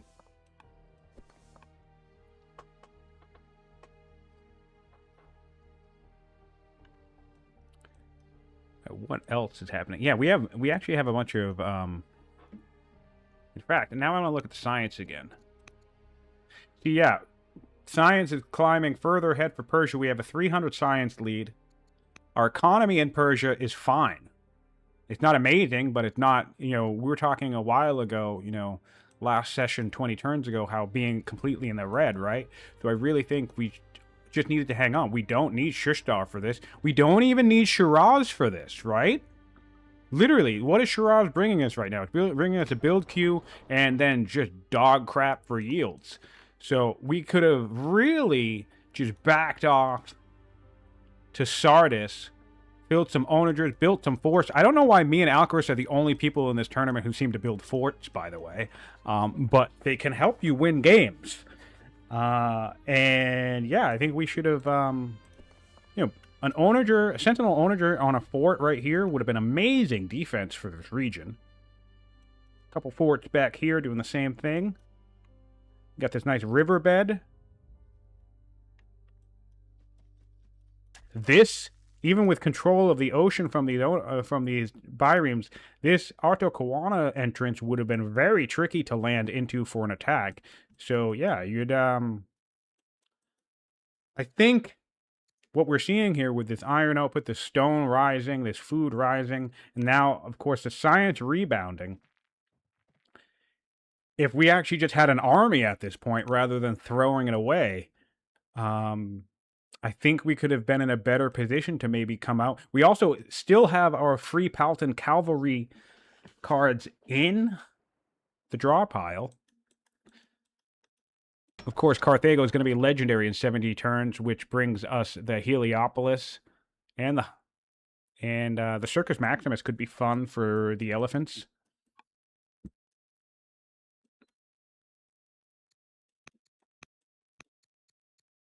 Oh, is he clearing his pings? That's funny. Yeah. Oh yeah. They got cleared. Yeah. Ancient Portuguese Sea.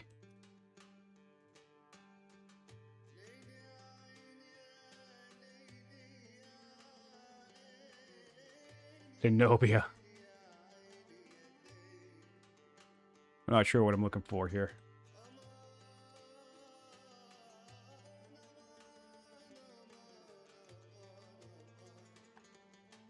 I don't even know what he's talking about.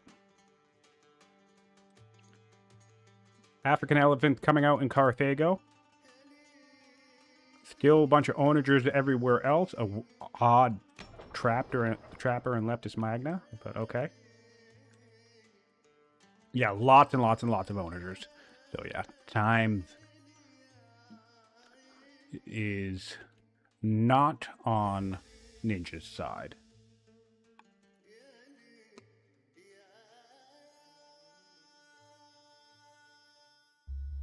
Oh, and there we do. We get the training we get the training boost. What do we think he wants that for? We think he wants a bunch of generals, a bunch of promotions, maybe. No, he has all of his generals lined up. Maybe a bunch of force marches if he needs it. Bunch of upgrades, I suppose. But it looks like he already has everything upgraded. Unless, does he have composite? No, he does not. Yeah, so, He was he was trying to get this training, and he wants it so bad that he's tossing both hydraulics and phalanx back into the pool. So what do we have? Now we have a commander, and no surprise. Oh wow, coming down with a dead ship in a second. Yep. Not going for the kills because they're locked in. So, no big deal there. Like that. I like that naval pressure there. First onager up on the hill outside Shiraz. Second onager outside Shiraz. That volcano is not going to be the only thing that erupts.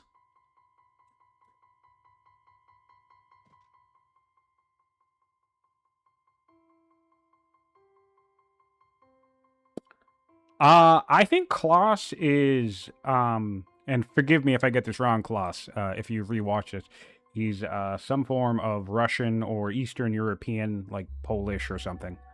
I know Russian and Polish are not at all the same thing. I'm not implying that they are. I'm just saying he's time zone. He's on like Moscow time. Yeah, I know it's a totally different language. But yeah, he's close to Moscow time, or he uses Moscow time, so I'm under the assumption he's Russian.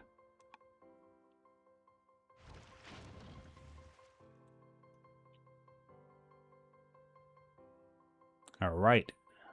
Persia taking a hopeless final whack before plummeting to the bottom of the coast with his biremes.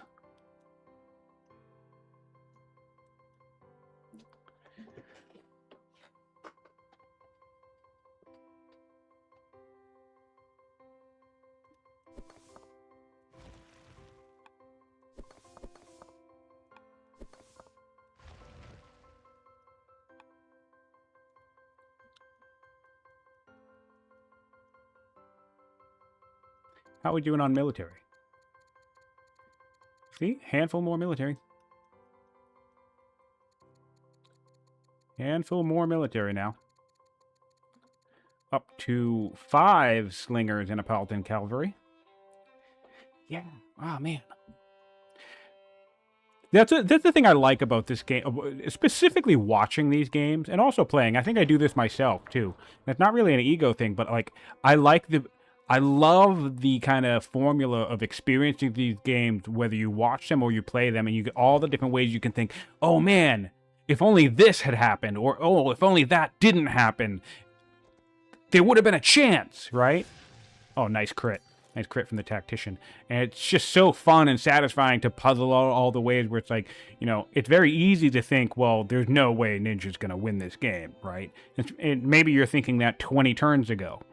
But for me, I derive so much joy from the opposite of taking the experience. And even if I'm playing, right, usually I try to be like, oh, not looking good, but what can I do to get out of this? What can I do to come back from this, right? That's one of my favorite things of puzzling out this game, of just kind of sinking my teeth in and being like, oh man, there's like a 20% chance I'm going to win, but how can I make that 20% actually happen? Which is actually one of the ironic things for the tournament, is because another reason why I didn't feel like doing that with Alcaraz is because I didn't want to spend 4 weeks doing that when we were the only game that the tournament was waiting on. So it kind of was a weird thing to be in, moment to be in. Which, to be very, very clear, Alcaraz legitimately won that game. He kicked my ass, economically speaking. Though it wasn't even close. I played dog shit that game. And he played phenomenally. Everything went right in his favor. He played an excellent game. So I'm not making an excuse there or anything. I'm just saying, one of the things I enjoy about the private games is there's a little bit less pressure.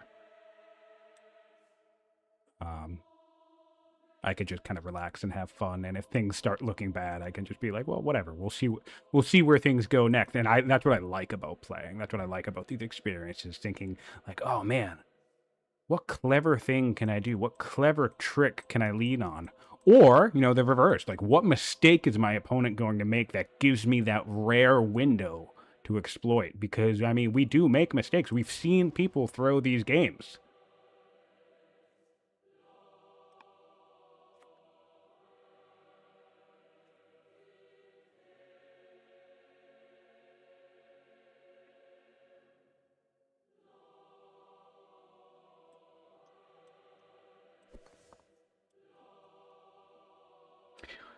Yeah, that's one thing I like. I like that we have a pretty global community. There are also language-specific channels on the Discord. I think some of them are more active than others. But we have a decent amount of Chinese players on the Discord. None who joined the tournament. I don't believe anyone in the tournament was from China. Hopefully we can get a couple of participants for the next one. But I really, really like how global everything it is. We have people from all over the world playing the game. And we've successfully managed to have games get scheduled. Klass and Ninjaa are actually, I think, about 12 to 16 hours apart. I think Ninjaa's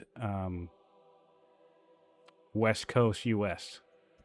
Like I said, Klass is Moscow, I believe. So that's quite a bit difference.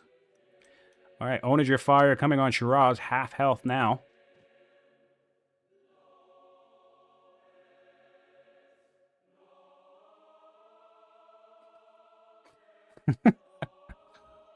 That's funny. Elephant coming in to take a whack. Two elephants coming in to take a whack. So we'll see. This is an opportunity where I'd probably want to take this down with... Yep, there we go. We'll take it down with a different unit so we can do a nice big knock with the elephant. 10 orders left.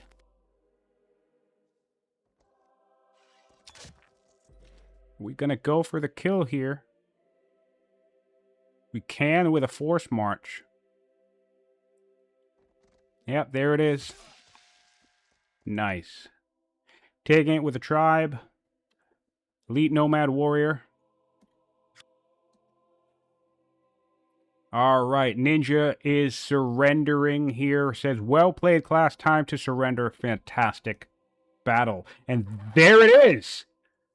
The final conclusion of the 2025 Old World Community Tournament at last, after 6 months, 58 games among 30 or more players. Incredible performance. Flawless victory from Claus Koala. Not a single loss in the tournament at all. Double elimination tournament. He had a loss he could lean on in this final match. And he did not need it. Takes Ninjaa out in the first round. Ninjaa, on the other hand, losing his first match of the tournament, and winning every single game since, defeating every single opponent to climb all the way to the finals, all the way to champions, and face the ever-impressive Claus Koala. And he met his match. Got a little bit of a taste of his own medicine, getting rushed down by an early power spike from his opponent with 6 strength tribals, onagers, a couple of free elephants, along with some produced ones, 4 laws, solid naval timing. Let's get our champions into a call for a post-game chat. Alrighty. I will see if we can get...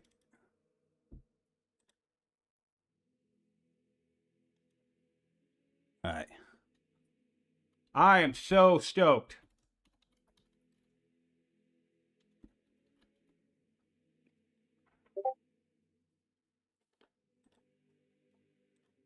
Hello. Hello, Ninja. Hey, Sion. How's it going, buddy? You played a good game. Oh, Klaus seems to have dipped out. You played a solid game. Yeah, I mean, I had fun, but at the same time, Class he fought on all edges. Really props to the game he played. It's so insane. He just moves so fast in every direction. Yes, his tempo was pretty wild to watch. Looking at the records here, I actually want to see something. So total orders in the game is looking at 1,400 for Klaus, 1,100 for you. Klaus ended up buying something like, he used a schema order buying ability, something like crazy, like 25 or 30 times something, and you only ever ended up using it twice. So, which, I mean, you were Persia. I feel like you didn't need it for most of the time, but I guess that difference kind of led to momentum in the end. Yeah, I think Persia does look like the right fit, just going based off the map.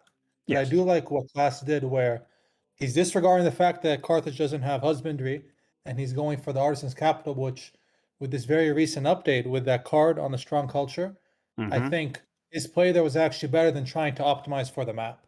So props on that, Class. Yeah. And Klaus has joined the call. Klaus, can you hear us? Yeah, wait. I still have problem with voice. I can barely hear you. I'm really curious what Ninja was saying, so just give me like 30 seconds, please. Okay, no, take your time, buddy. Take your time, buddy. This is your moment. Okay, wonderful. I can now hear you well. And can you hear me? Yes. I can hear you. Yes, go ahead. Oh, you wanted to know what Ninja was saying about artisans? I just heard about husbandry and artisans. Yeah, because I was like, I really wanted to get husbandry, but at the same time, I never had enough time to get it. So yeah. Yeah. I was saying that your play at the very beginning, when we're picking the civilizations, you picked Carthage first, and I was actually a bit surprised by this because I felt like this was a very good Persia or Hadi start. So I picked Persia, of course. But then through the game, as you know, we're going through the culture levels, you hit strong way before me. And I'm guessing you went for that elephant card, right? Because I see the 2 elephants pop out. So I think the momentum that gave you was better than me trying to optimize for the map and pick a civilization that had husbandry. Yes and no. I mean, at certain points of time, I was really regretting not picking Persia, especially if we take a look at Sardis and Utica. I mean, this is like an amazing hunter city, and even if you don't need all this food, you can sell it for cash to rush with Jaja. So yeah, in general, I just feel that artisans are a bit of underestimated family. Like they're quite better than they feel. I mean, in general, the white play is okay, but the seat is so good. -2 time to build an urban building is amazing. It works for all the wonders too. And then you get a bit of culture, and that helps you with culture levels. So yeah, I really like to play as artisan capital. So yeah. I have to agree with you And there. by I was the actually way, talking about that at a moment. Go ahead, go. Just one thing to add. Yeah, sorry. And another reason was the fact that I had an elephant. So I really like to rush units out of my capital. Normally, I don't have enough time to produce them there. This game was a bit different. I actually produced, I believe, like 3 elephants out of my capital. Normally, I do not. Yeah, your capital was pretty awesome, I gotta say. It was really funny. We were all joking last session about how you got your stronghold up and running, and it wasn't until after you had your stronghold up and running where apparently it seems like you must have forgotten to build the elephant camp. Did you remember that, Ninja? I'm sorry, Klaus. Yeah. I just totally forgot that I had this damn elephant. Like I was looking at elephant to the southeast of my capital. I was like, I really need to get this elephant to my capital. I need colonies law. And because like if you zoom over Carthago, kind of like there were some other like tooltips and units and the name that was kind of hiding the elephant. I was like, oh my gosh, I'm an idiot. I have the elephant. Actually, oh my gosh, yeah. I actually put the till like I'm an idiot. I never upgraded it. So yeah, I went ahead and I immediately upgraded it. Like it's part of the network play. Like in the middle of the previous play, I just forgot that I had an elephant because it was very tense. So yeah, it happened. Klaus, are you saying that if you did everything perfect, you would have had your elephants out even earlier? Yeah, you would have. Wow. Yeah, I thought your timing not by was- much. Yeah, No, but I- even a couple turns because that city I needed all the time I can get. So when you arrived with the elephants, I was already amazed how fast they were. So just 1 or 2 turns more, and you would have been able to get the city so fast. That's why I was kind of beating myself up for missing some little mistakes. Like I forgot to do a schemer purchase one time, or the tile purchases. But at the same time, it sounds you make a couple little mistakes as well. So you could have stopped me even faster. So actually, Yeah, Ninja. I made quite a lot of mistakes. I'm sorry. Mhm. No, go ahead. Go ahead. No. That was it. That was it. I made so many mistakes in this game. I was like sometimes bashing my head against the wall. Like, just take a look at my statement sheet. It should have been in Nora, not in Utica, because it has a quarry with marble, and I just totally mangled it.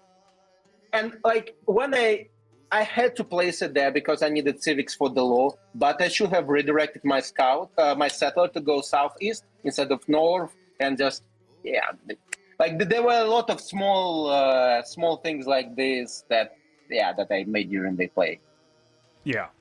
And I think, that's part of the ecosystem of the game, right? We're all trying to play our best, but then at the same time, games like this can come down, especially evenly matched games, can come down to like who's making mistakes, how many, and then how big are those mistakes. On that note, Ninja, I actually have a question for you because there was a bit of discussion, and not consensus, but just discussion about this. The Battle of Shushtar itself, is there any reason, like, walk me through what you were thinking in terms of wanting to hold that city rather than fall back to something like Shiraz or even Sardis, because economically wise, these two cities up front weren't contributing too much to your empire, and it seemed like, with the position you're at now in terms of getting your hydraulics online, your windmill set up, you have a few more politins, maybe you could have had some onagers. I feel like if you could have just bought more time, maybe you could have done some like come high from behind play, but from my position of observing, it kind of just felt like you tossed a bunch of units to their death, to be totally honest, at Shushtar. So I kind of wanted to know what you were thinking about. Like, did you ever consider retreat was an option? I thought about it a bit, but what I liked about Shushtar is that it gives all the access to this middle coast up top. Yeah. And at the very beginning, I actually thought that if I did the tile buying, it would allow the top of the middle to be disconnected from the north for Carthage. So that was the appeal of trying to go for that. Now, once I saw that Klass was actually able to connect it, then that probably decreases importance of Shushtar a bit. But at the same time, I also bought the tiles in a way which increases the importance, because now Klass was able to funnel in. So what I probably should have done, first of all, buy the tiles correct order, and then rather than trying to do the forward purchase, just like what you said, keep Shushtar maybe unoccupied and build up the reinforcements in the back. Yeah, always tricky I'm really though. curious. We've had lots of games where you can't quite decide whether you should attack or defend or retreat and stuff like that. Klaus, you were saying what were you saying? I'm really curious, what happened to Ninja Science? Because I'm looking at the graph, and at certain point of time, my ruler died, and I lost like 30 cents per turn. And for Ninja, it was quite the reverse. His science income just exploded from roughly 48 to 50 into 80 cents per turn. Like, what happened? Was it the time when he started to build mills? Hydraulics. Okay, yeah. Yeah, I was really scared about the hydraulics rush because I know that you Ninja really like to do this, and ballistas are amazing, oranges are amazing. So my plan for the game was either to hit it early before you have hydraulics on for enough of the time, or just delay the game till to turn 100 or something like that, when hydraulics kind of stop mattering that much. Yeah. That sounds good, and yeah, again, props Klaus for the game you played. I was actually getting a bit of ahead of myself in my last match, where in the post game they were asking me, what's your biggest fear about Klaus? And I was answering how I'm very scared to face him if I get to the second match on the tiny coastal rain basin and an ultra wide. But I should have actually been aware of how explosive a player you can be on these small maps as well. So it was a mistake of mine to underestimate you on the initial rush you can do by turn 40 and 50. Wow, thank you, Ninja. Thank you.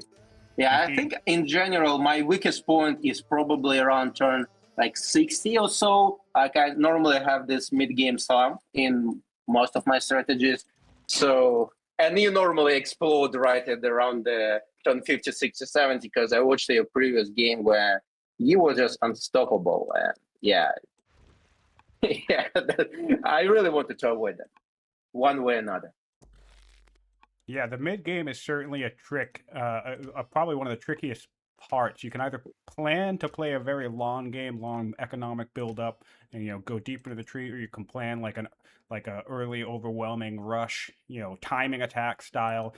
But I feel like the in between is very tricky to get your head wrapped around. We do have a question for Klaus from the chat. Rincewood said he'd like to hear Klaus's thoughts on the extreme order purchasing that you did in the game, because just a comparison for both of you, Klaus purchased orders about 28 times as his schemer ruler, and Ninja only purchased orders 5 times with his ruler. So Klaus, what do you think? How are you feeling in terms of the ability for the schemers to just spam that ability? Well, I think that it's a very powerful ability. Second. So you spent 2 legitimacy, and 2 legitimacy is essentially 0.2 orders per turn to get 10 orders now. And honestly, in the early game, you might waste like 1, 2, 3, or even like 4 orders in some turns. But I think it's fine because it's a very snowbally game. So having a second scout, doing things like harvesting and chopping wood, helps you to increase your wood stockpile that you can later sell to get some gold to tutor your hair. It helps you to move your units faster. It gives you a lot of momentum.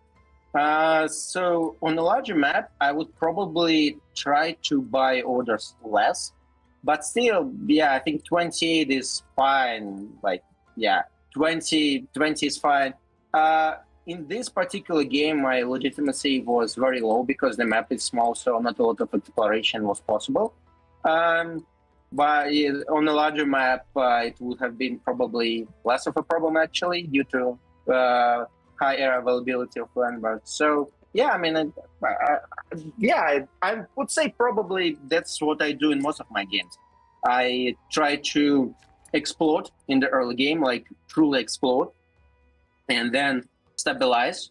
I really like to use Zenobia as my chancellor because she boosts growth in all your cities. It's better than Freedom Law. It's better than anything else you can get. She can get 5 growth per turn if you get her to very pleased and if you get the right stats on. So stabilize, build a bunch of workers, build a lot of improvements. like preserve your empire for like 30 turns and then explode again with military production at the end of the game. This game, I tried to do this without mid-game stabilization, so my happiness levels were pretty bad. I was trying to keep my statesman afloat for most of my like the last like 15 turns. I had like four diplomat governors assigned to statesman cities because otherwise they would be hating me like an ambassador. So yeah, there was no mid-game stabilization, but yeah, it was fun this game, and I was able to get the goods boost, and again, this helped me to have enough resources to do all the Russian and all the unit production that I needed. So yeah, it was fun this game. Yeah. All right, thanks for the insight on all that. So you definitely don't think you definitely haven't felt that the drawback of purchasing orders on a schemer is all that impactful by the mid to late game most of the time. Yes, I normally don't feel that it's that bad. I mean, you gotta use the orders in the right way, so don't do stupid things. Try to find the right path for your workers. But you know, like the mine that was built on turn 8 is a lot better than the mine that was built on turn 60. Yes, so 100%. Yeah. 100%. My favorite. I want that. Yeah. Mm-hmm. I want that to be Go on. the official quote from the tournament champion is don't do stupid things. Peak strategy advice from Claus Koala, guys. Don't do stupid stuff. That's awesome. It's actually very interesting, Klass, because you filled your entire capital with all these rural improvements. You don't even have much space for any urban buildings left. So I think it's great how you realized you don't need that space and you could just get that early momentum. Yeah. I mean, it was a bit of a problem, but I think in general that's kind of a problem for this capital that's in the middle of the land on Carthage, because on the most nations you can get border boost. Border boost is amazing. I always pick it if I can hit with it at least 4 cities. In this game, I was able to hit, I believe, like 2 or 3 cities max when it popped up. And I just didn't think that 3 cities would be enough. So, yeah, I just went ahead. I have 1 extra urban space left, and you know what? If I really want to build some wonder that needs to be adjacent to the city center, I can just overbuild on the rule improvement. Hell, it worked for me for like 50 turns. Yeah, it's fine. Okay, I got my payback from it. And getting back to the order purchasing, so true legitimacy is 0.2 orders per turn. So you need like 50 turns to essentially recoup the 10 legitimacy loss, plus of course the opinion part of it. So probably the value is roughly like the payback period is probably something like 40 turns, give or take.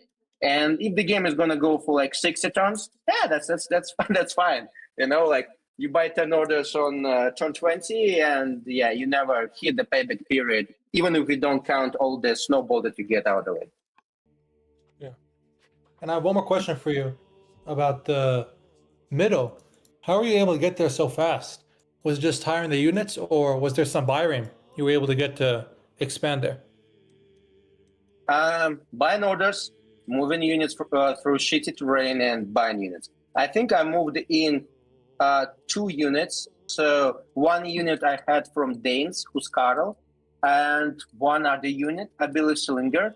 And I bought a bunch of horses there. Actually, by the moment I hit the middle, I had quite a large gold stockpile, and I had, I would say, good relationships with Scythians. I think we were at peace or something. So I just went ahead and tried to buy as many units of Scythians as possible, and then went ahead and killed them immediately. So I bought the units from them, but not for an ability to clear the middle, more for an ability to be able to fight war with you. Because I was assuming that you would have quite a larger military, because again, you're a very strong Russia player. But that was the plan. That makes sense. That was very, very well done. I think the Carthage pick surprised a lot of people at the start of the game, but it proved to be very versatile in this map. I think the hill terrain caused a lot of issues for flexibility.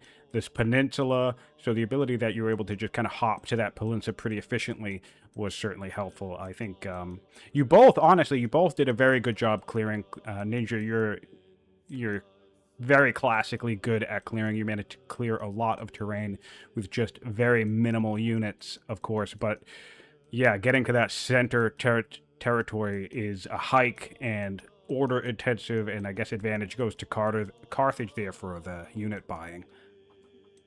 Yeah. I think another way to maybe potentially win the game without getting the center would actually be one of the new DLC nations. Isn't it that one where they have the husbandry as well as champions? Yeah. I can't one of wait for those guys, man. They're going to be so much fun. Yeah. I want to play them with the clerics family because I kind of hate clerics, but since they have a boss of Hinduism religion, I mean, we need to see how it works, but I'm very excited for it. I want to try Champion Capital that's actually going to be producing units. So Champion Capital, then Riders or Traders, and 3 or 4 cities of clerics, and try to build as many Hinduism monasteries as possible. Then add some Zoro or Judaism monasteries, and I would try to get another religion like Buddhism or something. So essentially try to min-max the number of monasteries I can get into my cleric cities. And yeah, they look very promising. I'm really interested in the civilization. Yeah, we're all excited. I can't wait for everybody to. I think each new nation is going to offer a new experience, and there's still one more for us to all learn about, and hopefully sometime soon we can get another tournament going so we can have the new faces on the battlefield. And instead of whining about Carthage for 6 months, we can all whine about one of the Indian nations.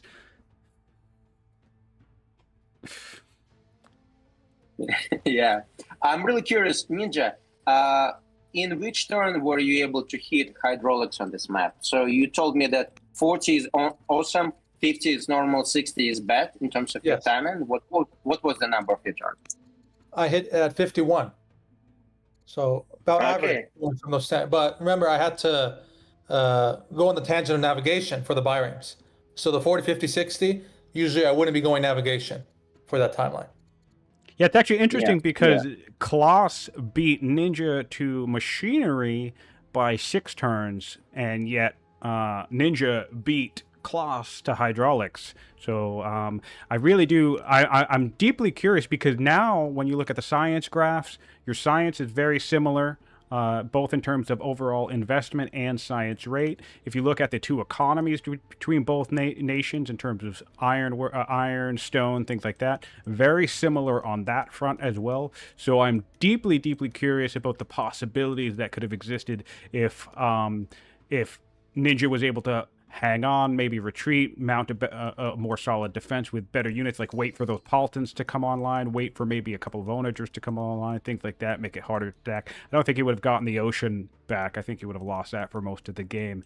But the things that were a trouble for Ninja, apart from maybe the politics, were finally starting to turn around right around this time frame. So just needed to hang on a little bit longer. But of course, with those elephants, those 6-strength tribals, and those onagers, and the sizable fleet that Klaus was able to conjure in just a mere 50 turns, certainly makes that a tall order.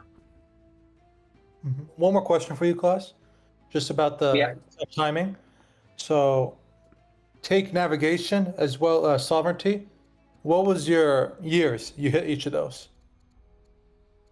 So I don't remember exactly. In this game, honestly, I tried to do a hydraulics rush. I wasn't terribly lucky with the tech choice that I was presented.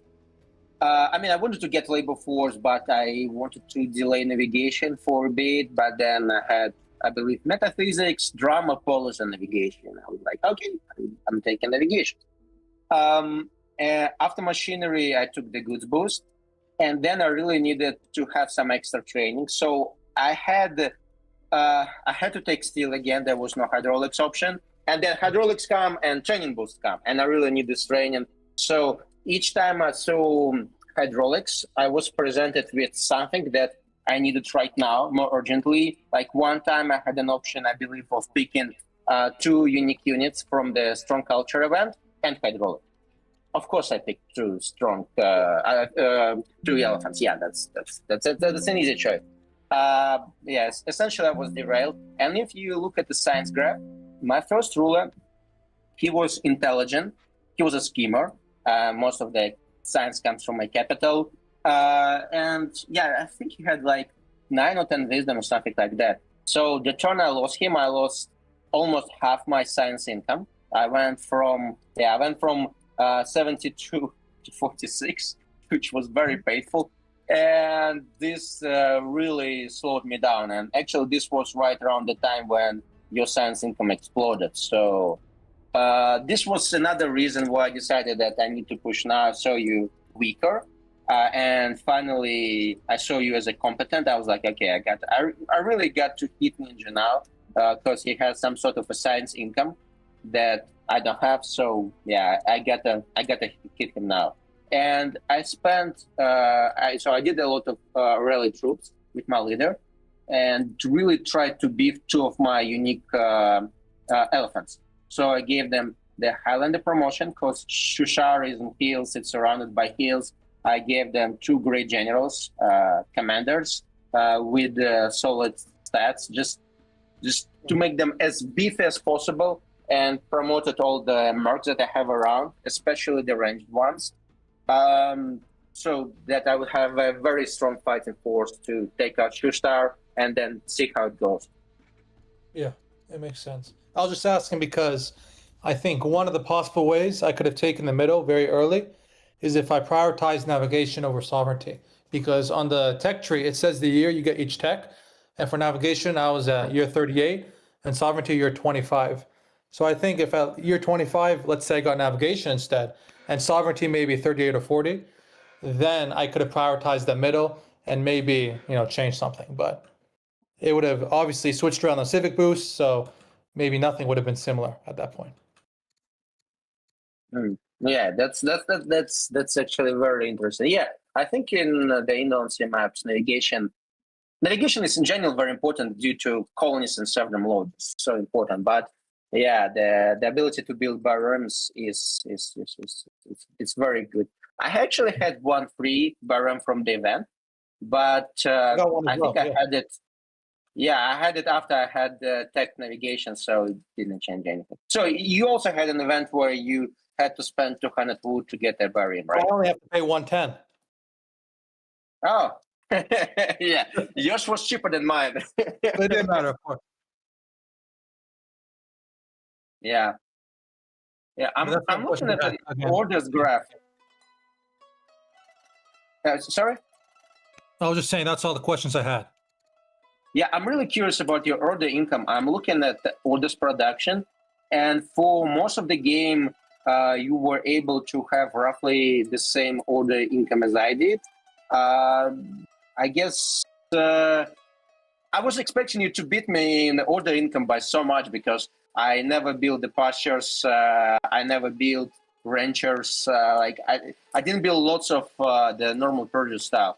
So did you prioritize different? Oh yeah, actually, how many statesman cities did you have? I see 2 statesman cities. The northern ones, were they statesman cities or non-statesman cities? I don't know where the order discrepancy, where the lack of the discrepancy comes from, because I think I should be beating you, especially since you brought out legitimacy on the purchases.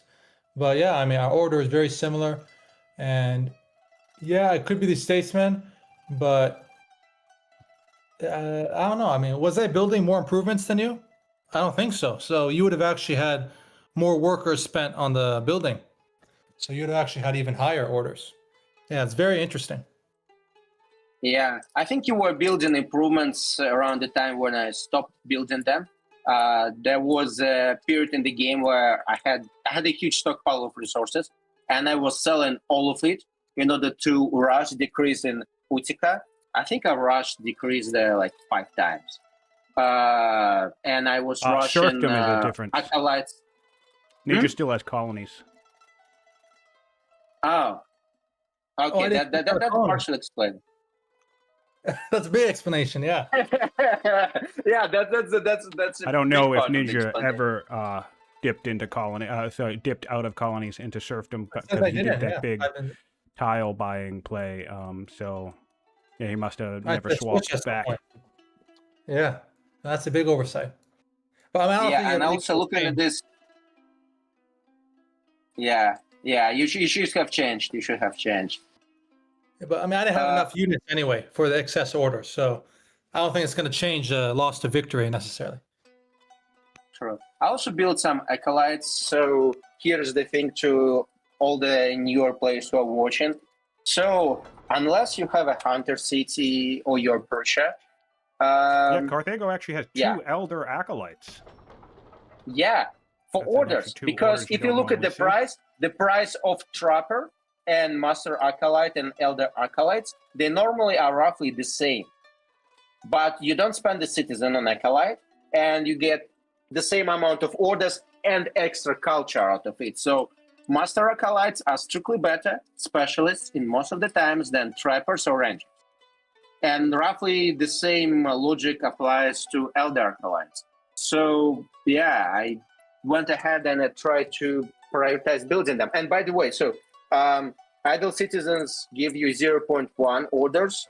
So trappers actually give you 0.4 orders, and master acolytes give you an extra 0.5 orders. So not only they give you more culture, they also give you 25% extra order income than trappers. So yeah, like acolytes are my favorite specialist, especially if you're doing a guild rush. Oh my god, you're so damn good. Outside of the guild rush, just use judges to buy acolytes and get yourself some 2, 3, 4, 5, 6 extra orders per turn from acolytes. That's one of the things that I think is so fun about having such a diverse set of group of people coming in and playing in the tournament, because Claw, Ninja, you've been around for a long time and you're very skilled at the game, and that Klaus, you're also new at the game, and I think Klaus has proved himself both as a skilled player, but I think that's the first time I've ever heard anyone personally say that the master acolyte is their favorite specialist. So it's always fun to get a new perspective, a fresh set of eyes, and new strategies in the game, because I think a couple of people were wondering, you had the ability to build some African elephants in Carthago, and yet you had master acolytes in queue, and you were rushing those out instead of more elephants. And I remember thinking, it's like, well, I guess in the long run, one of the things that it might be his biggest weakness against Persia would be orders. So, and we've seen people lose games because of not having enough orders, even though that they have something like the stronger army. So definitely not. Certainly, this thinking is sound. Yeah, orders was a big part of All that. So at certain turns, I had a lot more units that I could use, like twice the number of units that I could use. So no reason to have as many units if you can't move it and attack with it. Mm-hmm. All right. I'm going to take this opportunity to wrap up the stream because we have been chatting for a little bit. I just want to thank both of you so much for playing in the tournament and providing us with tremendous amount of entertainment. Ninja, I'm going to start with you. I want to do a little bit of a final thoughts from both players. So Ninja, I'm going to start with you because you played in the very, very first match of this entire tournament back in September. You unfortunately lost that match, but you went on to win every single game since. You bested every opponent you faced in the entire tournament, making it into the very last game of this whole tournament. So, man, what a story. I've been rooting for you this entire time. It was a tremendous treat to watch you play, and I just want to give you the opportunity to share any final thoughts you might have about the experience, or the game itself, or anything else you might want to say. I loved the entire tournament front to end, and I think everyone did a great job in terms of participating, hosting. Everything went smooth, and in terms of my performance, I felt like every game I learned something, so I was happy to continue participating. And then even some things where maybe I didn't really learn them, I feel like still some areas to improve, like the influencing. Those are things to learn for next tournament. So I'm very excited to hear that that's in the plans, and yeah, I'm hoping to compete just as much as I did here.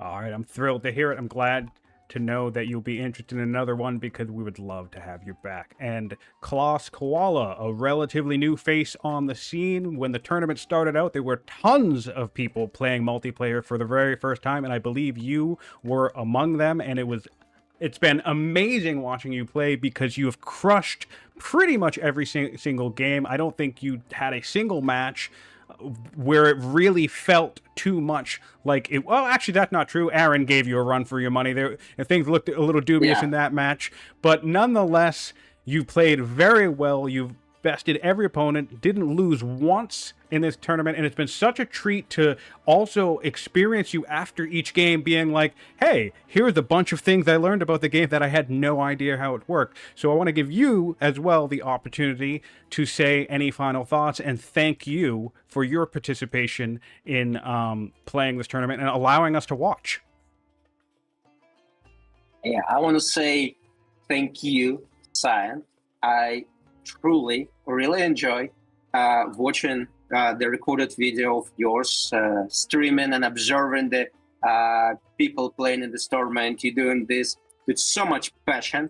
From like all the comments, they come from your heart. And then when you screaming at players, you should attack now, you should attack now. And then like in 5 times, no, that was a stupid idea to attack. I take back my, it brings so much joy to watch it. It's not dry, it's very juicy. So the very first multiplayer game of the Old Order that I ever played was also the very first game of mine in this tournament. I'm very new to the multiplayer scene. I'm fairly new to the old world. When I started the tournament, I think I had something like 250 or 300 total hours played, so not an extremely experienced player, but I played a lot of games like old world. I just wanted to say that it's been incredible fun to play with different players. Each player had different strategies, different strengths and weaknesses. And my biggest weakness for most of this tournament was my lack of adaptability, or phrase it different. I just didn't know how the hell so many systems in the game worked. Like, when I started this tournament, I've never ever produced an 8 strength or 10 strength units outside of culture units because I never needed them in single player.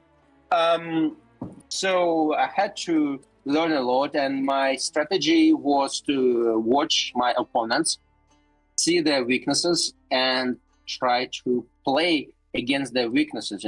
Try to find their weak spot, poke it with some fingers, then with the whole hand, and just go from there.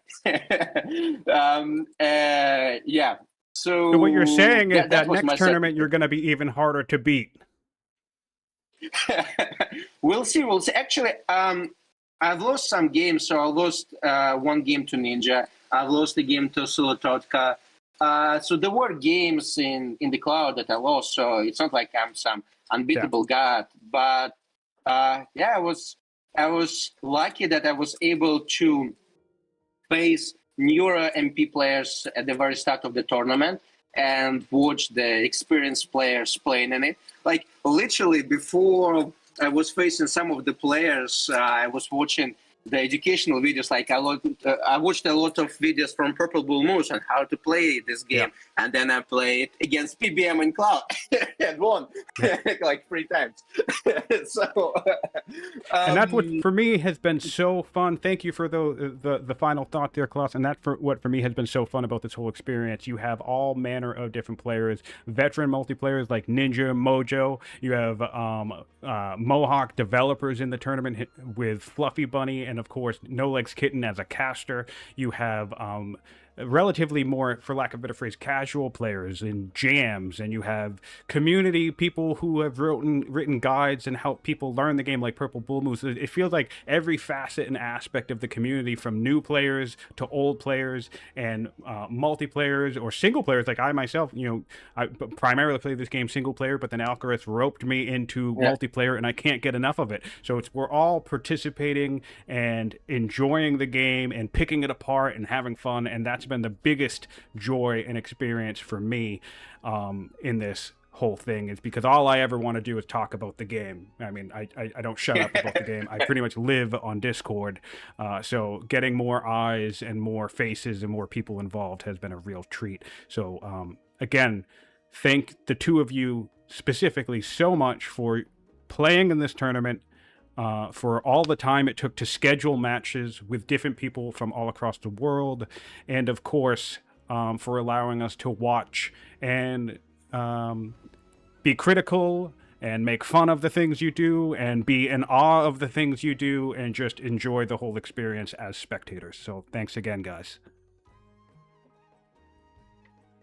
And before we wrap up, I just wanted to say 2 extra thank you. So the first thank you goes to Mohawk developers. They supported this tournament with so much of their passion, with so much of their free time. It's just so cool to play against the developers of the game you're playing. Thank you to them. And obviously, thank you to Alcaraz, who created this whole thing. Just thank you, dude. You have gifted me so many hours of entertainment, and I guess so many people, like probably couple hundred, can say the same. So thank you, Alcaraz. I hope you'll create another tournament for all of us to play in and to enjoy our time in. All right. And I want to also say thank you to everyone that Klass said, but San, you as well. I think you are probably the person that recorded the most hours in the tournament in terms of casting. Maybe someone beat you slightly, but you've been a massive contribution to this. And just going back, watching any of your casts and seeing the kind of commentary you do makes them very exciting. So thank you for all the effort you did here. I appreciate it, and it's been an absolute pleasure. All right, everybody, we still have over 20 people in the chat, so thanks again for being with us live. And yeah, I just want to take an opportunity for all of those with us live, and of course, if you're watching this wrap-up after the fact on YouTube, to say a huge thank you to you as well. On behalf of Alcaraz, our tournament organizer, who could not be in the cast with us today, thank you so much for signing up. We got more signups than we ever would have dreamed when we were talking about this tournament and trying to set it up back in August. We thought we would land at around 10, 12, maybe 14 people max, and we got 30 people set up, with more interested as the tournament went on. And yeah, worldwide participation, all different time zones. Everybody made an effort to keep their matches scheduled, to keep their matches going. And of course, a huge thank you to the Mohawk game developers for making this possible as well. We have Fluffy Bunny, who casts games and also participated, No Legs Kitten, Soren Johnson, the lead designer himself, has got involved and cast games as well. That was a real privilege and treat to be able to participate with him. And of course, also, I want to do a special thank you to all of the volunteers that helped get us coverage of these games as well. So we're talking Filthy Robot, we're talking Sino, Aaron, and Jams, Purple Bull Moose, many, many others who turned the camera on and lent their voice and ideas to the action. It's just been an overwhelmingly tremendous group effort to make this a community thing. And as my favorite game ever made, pretty much, it's just been an absolute joy. So thank you for participating, players, casters, organizers, and viewers alike. And for now, this is Scientific signing off from the final game of the 2025 of the Old World Community Tournament. Until next time, see you in the Old World. Bye-bye. Take care, guys.